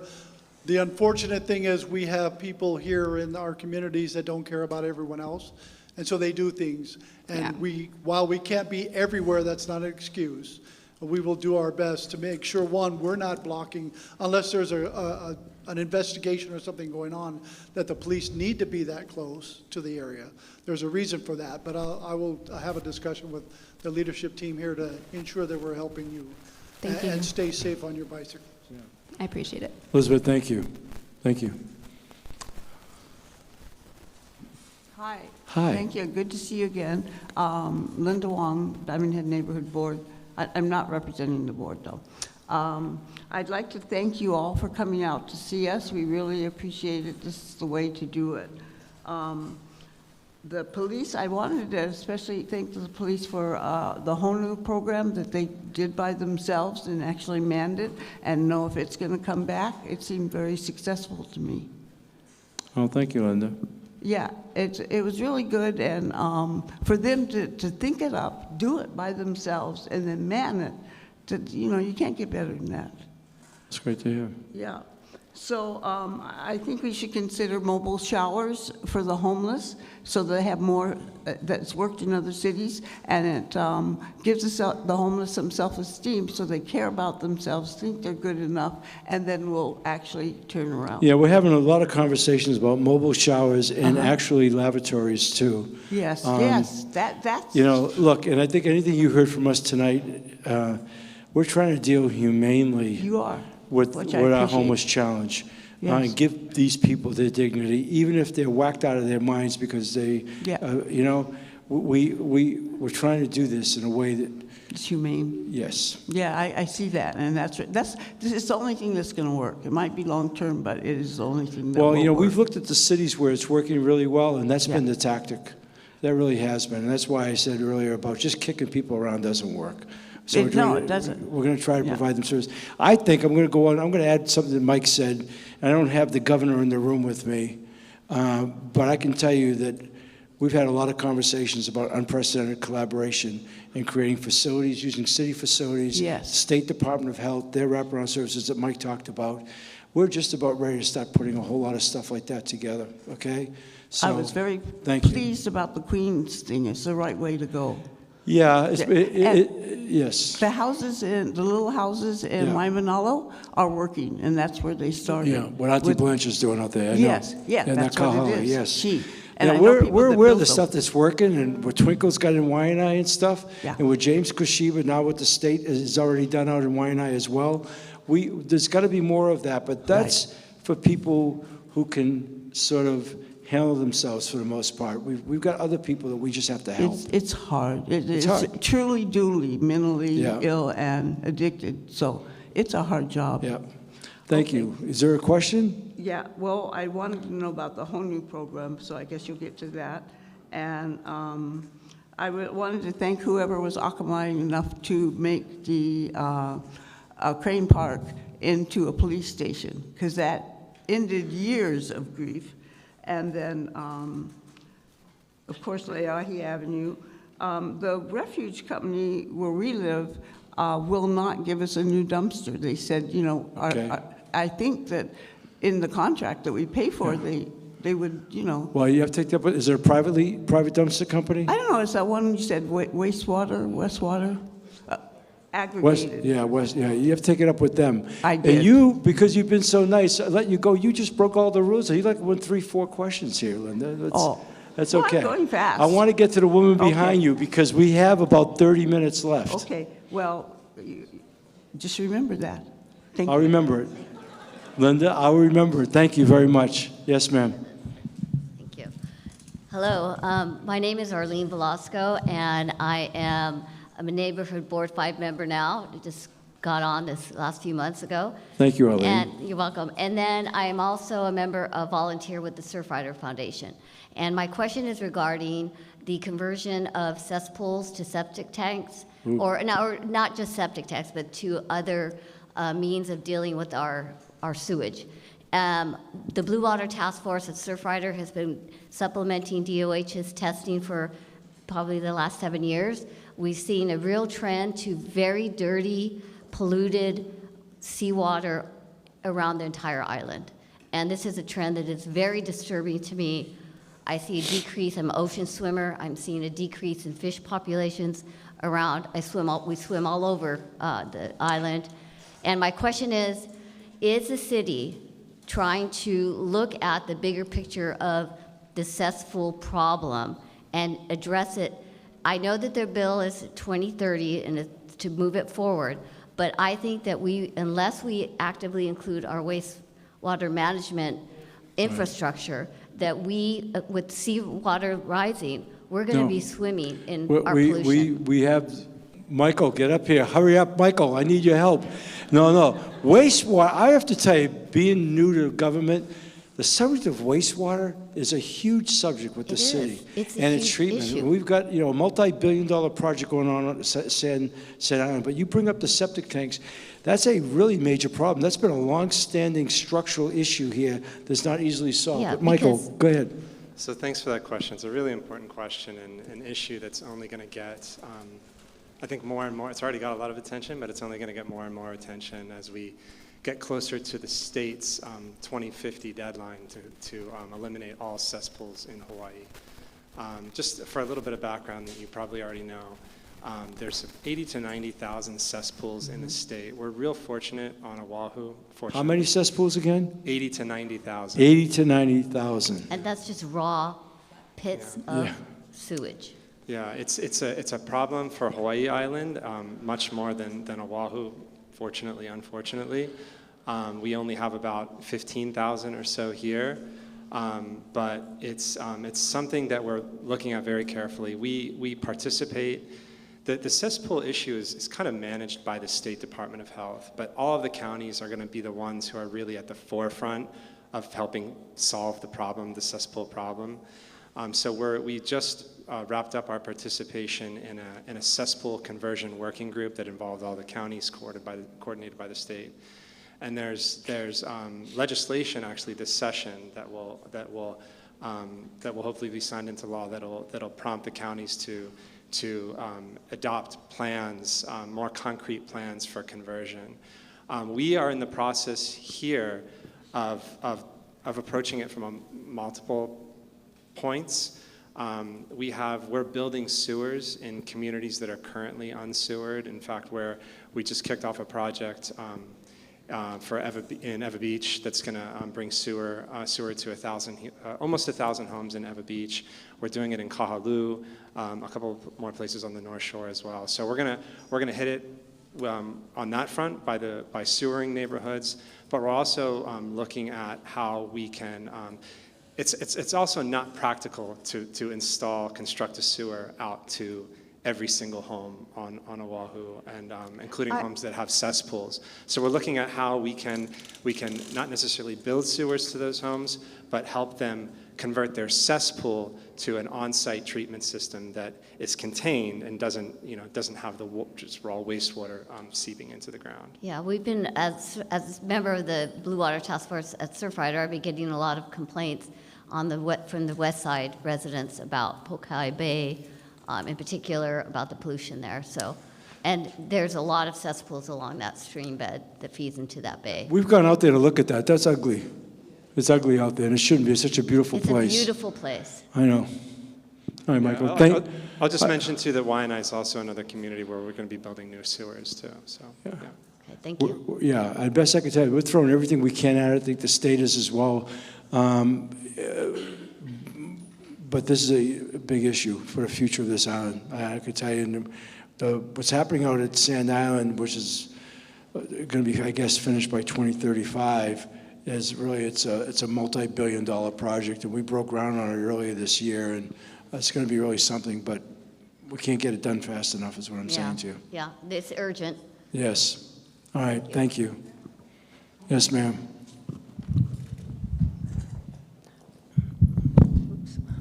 My name is Sydney Lynch, and I live in Pālolo, and I'm with Protect Our Alawai Watersheds. And our group has been participating in the WebEx meetings with the Army Corps and the city for the past couple of years, and on the new study for the Ala Wai flood project. And most of the community put in a lot of ideas, most of which were rejected. And when we asked why, they said, well, the data that we used to run the modeling showed that they were ineffective or too small. And we've asked for the data, and it's not been forthcoming, and there's really been no reason why. So we'd like to ask the city to try to help us get that data. Thank you. Okay, we will. Thank you. Appreciate the question. I'm going to move on because we've discussed the Alawai. It's a project in place here at Haiku say. Project going to be constructed for another 6 years. We're in the planning stage. Then we have to figure out how we're going to pay for it. That's Trying not to do my all the question. right My stuff. question is, can the city help us get the data? Yeah, that's Thank right. you. And I said, I heard you. And I Thank said- you. Yeah. Yes, sir. First and foremost, thank you, Mr. Mayor. Welcome. And your cabinet. Really appreciate you guys' services. What brought me out here today is, I watched a segment last night with the illegal gambling.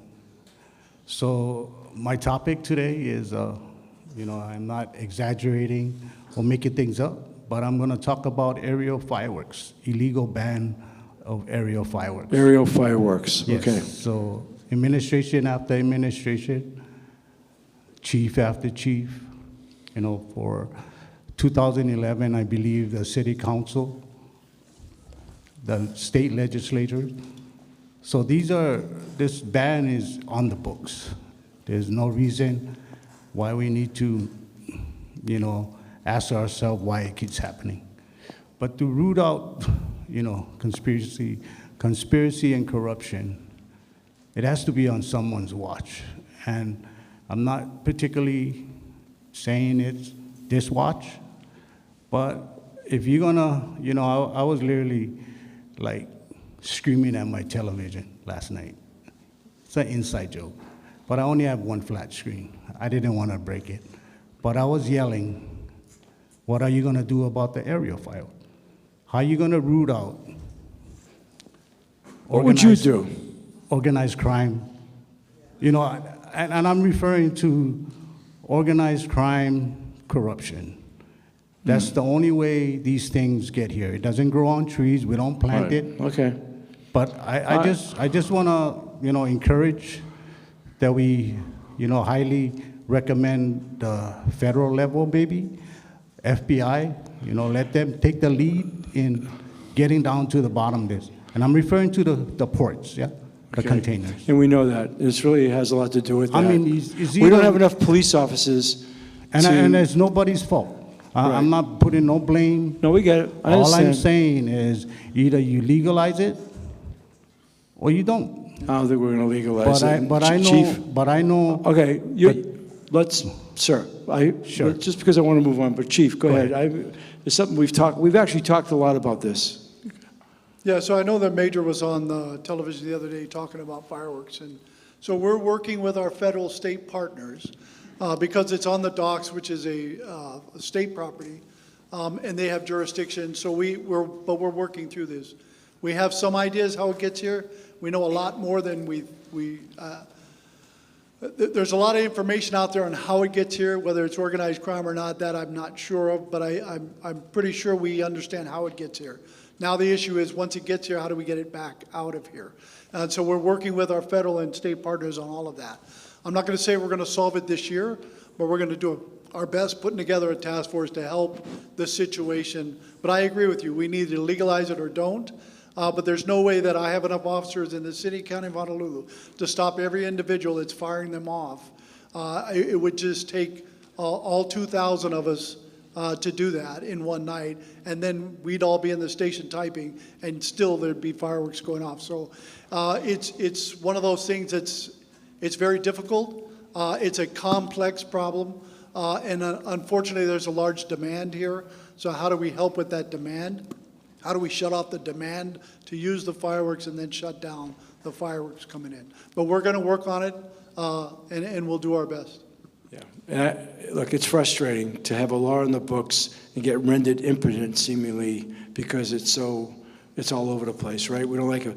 But the last thing you want to do is, well, we can't enforce it, so we'll just make it legal. That's not right either. Well, thank you, Mayor, for that response. It's just, it's the integrity and the principle of the matter. Yeah. No. My eyes see different. So if you're saying, I'm not referring to you, if they're saying to make it law, then make like it. I mean, you can't, and I'm referring to everything everybody's sharing, yeah? Where everybody's talking about law, which is fine. This is relevant, what I'm talking about. It is. The fireworks. It is. Because if you don't stop it, then somebody's not doing their job. Thank you, Okay. Mayor. All right, thank Appreciate you, it. sir. Thank you. Sir? Good morning. We have 15 minutes left, so let's be Good morning. to the point. Good evening, Mr. Mayor of the Good city evening. and county and board of directors. Two quick questions and something to think about. The first question is the million-dollar question. What are we going to do about the auditorium? What are you going to do about the auditorium? What are you going to do? Let me tell you what, we just spent $2.5 million on planning for an auditorium from the city. The Friends of the Auditorium said they could come forward with the money for about $40 million in order to restore it. But by the same token, it takes just as much money, if not more, to take it down. We invested $2.5 million on the plans. The plans are done. Haiku could probably speak to that. Are they almost done? Or close to being done? So we're progressing with the design, right? We completed the EIS and we have the proposed plan. We have money coming in on the 24 budget that will proceed us. But for the planning? That will proceed with the design. Yeah, for the design. So yeah, the planning is done. We're proceeding with the But design. I don't know who's going to pay for it. That's the challenge we have. That's, you know, the maintenance. Can we just keep the facade and then maybe use the pool, plug that up and put a I volleyball? personally would like to save it. Personally, if you want the truth, I would like to save it if we could. We need, and friends in that auditorium have been talking forever. I can remember having conversations 20 years ago with them. I think we're now getting really serious with our plans and design on something that would be acceptable. Just got to figure out how the hell we're going to pay for it. Yeah. Okay, and then my All right. second question is for the tourists, I guess. Bring back the Kodak Hula Show. Bring back what? The Kodak Hula The Kodak Show. Hula Show. Yeah, you know, we've actually talked, and Tracy's up here, we've talked a lot about better utilization of the show and things that we could possibly do. So I appreciate that. Thank Because you. I remember, I'm born and raised Kailua. I live across from Jefferson, 30 years. I remember Kuhil used to be one lane in and one Yeah. lane out. Yeah. And Kalakaua used to have a bus line. Yeah, yeah, a lot of good memories. So the one to think about is, are we ready for a disaster since hurricane season is coming up in We'll June? try to get as ready as we can, you know. Let me tell you, you're in the middle of an ocean, we're pretty vulnerable and we know that. And while I may be new to being mayor, I spent a lot of nights in television studios dealing with civil defense and the National Weather Service, looking at Doppler radar screens, going through emergencies. We had a combined, we kicked off this week on Monday morning with the governor and all of the state officials as well as city officials. The other mayors came in from the other counties. We're going to do everything we possibly can. But there's no denying the vulnerability we have out here. Thank you, Mayor. Thank you, Board of Directors and Hawaii's Finest. You guys are doing a good job. Thank you, sir. Thank you. Dylan, if we don't get to you, you and I can have a conversation, okay? Because you're last in line. I haven't forgotten about you. Go ahead. Okay. Good evening, and thank you for having this town hall meeting. I'm just sad that not every chair is filled, but I think it's a great idea. I would like to address noise pollution. I live at the Marco Polo, and the thing that keeps me awake are the chickens at the Alawai Park and the ambulances.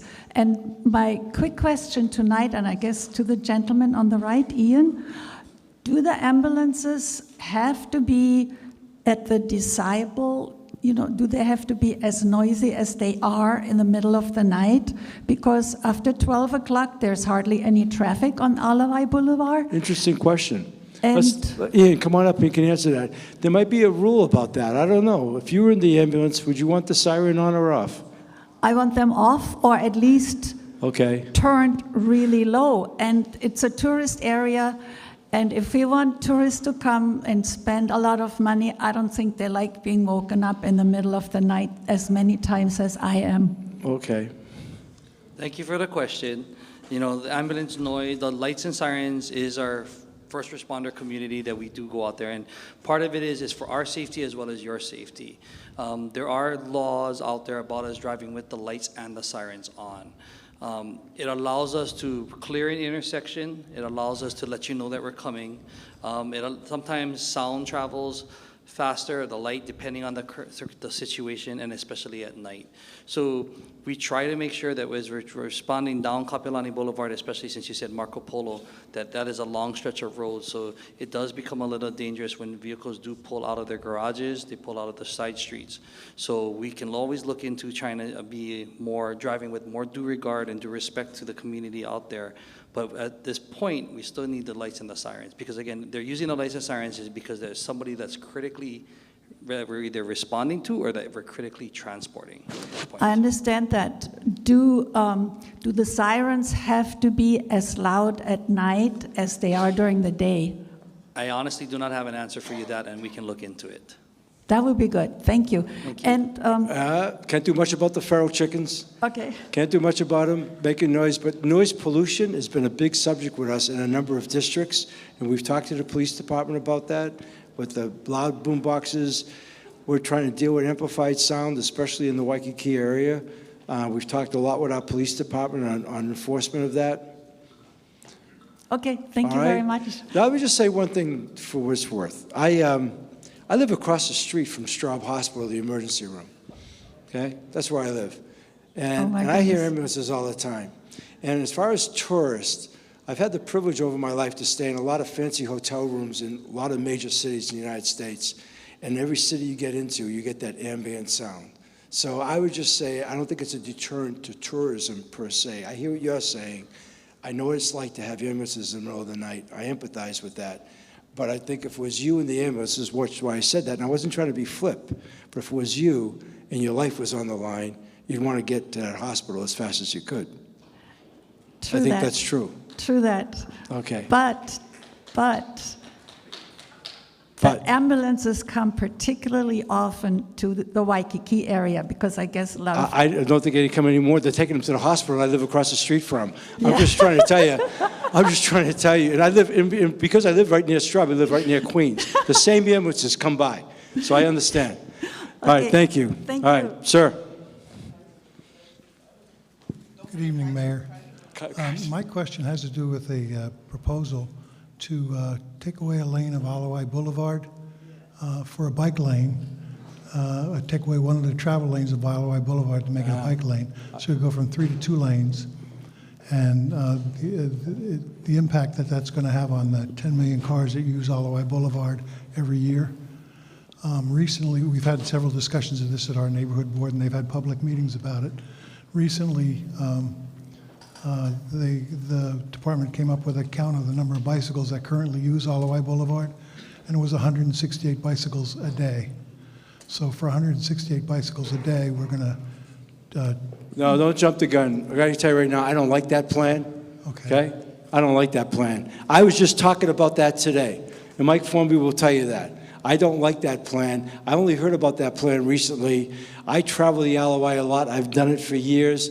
And there isn't a time of day or a day of the week you don't go down there and you feel like there's a lot of cars on that street. And eliminating a lane for 168 bikes, that doesn't make any sense to me. Okay. Okay? Thank you very much. All right. You're welcome. Hello, is that okay? Oh, hi, thank you all. Thank you guys for doing this. It's really great to, oh, okay. Thanks. Thank you. You have to be quick now because... I will. Okay. My name's Bryn. I'm a small business owner in the Alawai Small Boat Harbor, and I have a 95-year-old historic yacht called the Vida Mia. We struggled through COVID. We did the best we could, but the DLNR charged our company like $25,000 in late fees, and we weren't able to pay those in time to save our permit. And my question for you, I'll make it fast, is does anyone in your cabinet have any communication with the DLNR? Do we have any context with the DLNR? Yeah. Who wants to raise their hand? Nobody. That makes sense. No, Okay. no, we'll try to help. Let's do that afterwards. Oh, yeah, that's fine. Stay here. No problem. Who has a contact with the DLNR? Laura Thielen. I think she used to run. She used to run it. She was the director of DLNR. You can't get any better than this. Okay. I can talk with you afterwards, but you want to talk to the Division of Boating and Ocean Recreation for DLNR, so we can get you information for that. Hey, I said earlier in the evening, excuse me 1 second, sir, we'll get right to you, that I would introduce some of our elected officials who came into the room, and I just was looking and saw Senator Carol Fukunaga and Senator Leslie Shihara here. Thank you for being here. Thank you. My bad for not introducing you sooner, but thank you for coming tonight. Thank you. Sir. Aloha, Mayor. My name is Marcos. I reside in District 6. I live in Waikiki. My concern is I'm seeing an increase of panhandlers on Kalakaua, particularly. Okay. Is it illegal to panhandle? And they're getting aggressive, and it's not good for the guest. Yeah, it's I not don't good like for us that. that live Yeah, here. So, it's not cool. but is it illegal? I don't know. Is it illegal to panhandle? Major Platt says it's illegal if they obstruct you. So if you're walking down the street and the guy's got $1 and, and the guy gets in your face or whatever in your way, I guess that would become illegal. Yes, sir? Major Platt, if it's not illegal, I understand what the mayor said if it's obstructed, but if it's not illegal, is it possible to, in the future, to pass an ordinance, kind of like the sit and lie ordinance, because it's just not good for, again, for guests and for us that live in Waikiki. Not good for business. Yes, I agree. Absolutely. I'm sorry, what was your question again exactly? My question is, if it's not illegal, maybe in the future, oh, it is illegal. It's like we just talked about, it's illegal if they obstruct the sidewalk. Yeah. Okay, but a lot of them are not obstructing the sidewalk. So my question is, maybe you guys can collaborate and come up with an ordinance, kind of like similar to sit and lie ordinance in Waikiki, so we can try to push these panhandlers out of Waikiki, because it's getting a little ridiculous in terms of holding large signs. Some are being inconspicuous. They're holding cups and being aggressive. So that's all I just wanted to mention. That is something that we can talk about. Lastly, I just want to say... We'll talk to you offline about that. Let's just talk to you after this. There's a reason why it is the way it is today. Okay. Lastly, I just want to say, Chief Logan and his team to know that I really appreciate your guys' service. I appreciate the entire police department. Thank you for making our city safer. Appreciate you guys. Now, thank you, Marcos. Now, you're the last question. Tim, Gary, I'm sorry. Dylan, we talked to both of you guys offline. I want to end the day, but we're going to stay here. Is that okay? All right, good. Sorry, Tim. Yes, ma'am. Aloha. My name is Devin Geis, and I live adjacent to the landslide reparation project in Pālolo on a private road. Vibrations from hammering stabilization rods to within 10 feet of our brand new private sewer line caused it to break. And the city, without our permission, pumped cement onto our private road and now broken new sewer line. What are you going to do about it?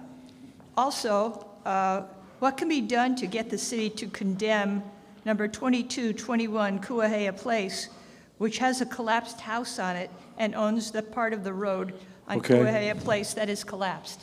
Okay. Haiku? You should know I'm big on condemnation. We got a lot of lawyers telling me it's not that easy to do, but I would tell you, we've done it a couple of times already. I hear you on that latter one.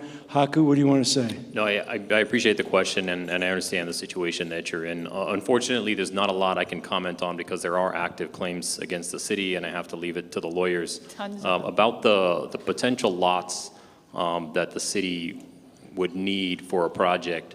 The condemnation and the acquisitions that the city has done in the past is based on the science and the data that shows where the mountain is sliding, right? And so we've gone about this methodically and had to acquire properties so that we could execute the projects. We do continue to monitor. Every year we monitor across that landslide. And so if data shows that we need to make acquisitions in the future, we will and implement new projects. But for now, we can't say that we need any new properties at this time. Well, what about fixing what you broke? What about our brand new sewer line that you broke when you're running the rods to within 10 feet of our new sewer line and then pumped cement on our road, which is a private road without our permission, on top of the sewer line you broke and walk away? What about that? Right, so those comments that you have, I'm not able to comment on because I understand the active claims against the city. I'm sorry. I think you've got a good case. We don't have any active claims, and that's the point. We don't want to sue the city like everybody else has, but we would like you to do what's morally and ethically correct. I'm happy to talk more with you afterwards if you like. Why don't you and we'll get your address. Let's talk about that, okay? Sure. All right, look, we're going to wrap up because I said we were going to do it 2 hours. Well, let me just say, first of all, again, thank you all for coming. As you can tell here, even though not all of our cabinet folks had a chance to answer questions, hopefully what you got is an understanding of how dynamic the city is, how diverse it is in the fields of operations. But I want to say all of them represent major priorities in what we're trying to do to better serve you, providing core city services. But if there's anything that's more equal than all the efforts of everybody up here, it's the issue of public safety. Okay? That is first and foremost. And I know some of the questions tonight have touched on that. We take that most seriously. And so at the same time, we have a number of police officers in the room tonight that I acknowledged. Some are up here. Chief Logan's up here. Next week on Monday, we begin to honor National Police Week. I just would ask you one thing in closing this meeting. Let's have a round of applause for our police. I thank you all for being here tonight. Thank you. As I said, we're going to stay around for a while, and some of you we said we're going to follow up with, we will. So Dylan and Tim,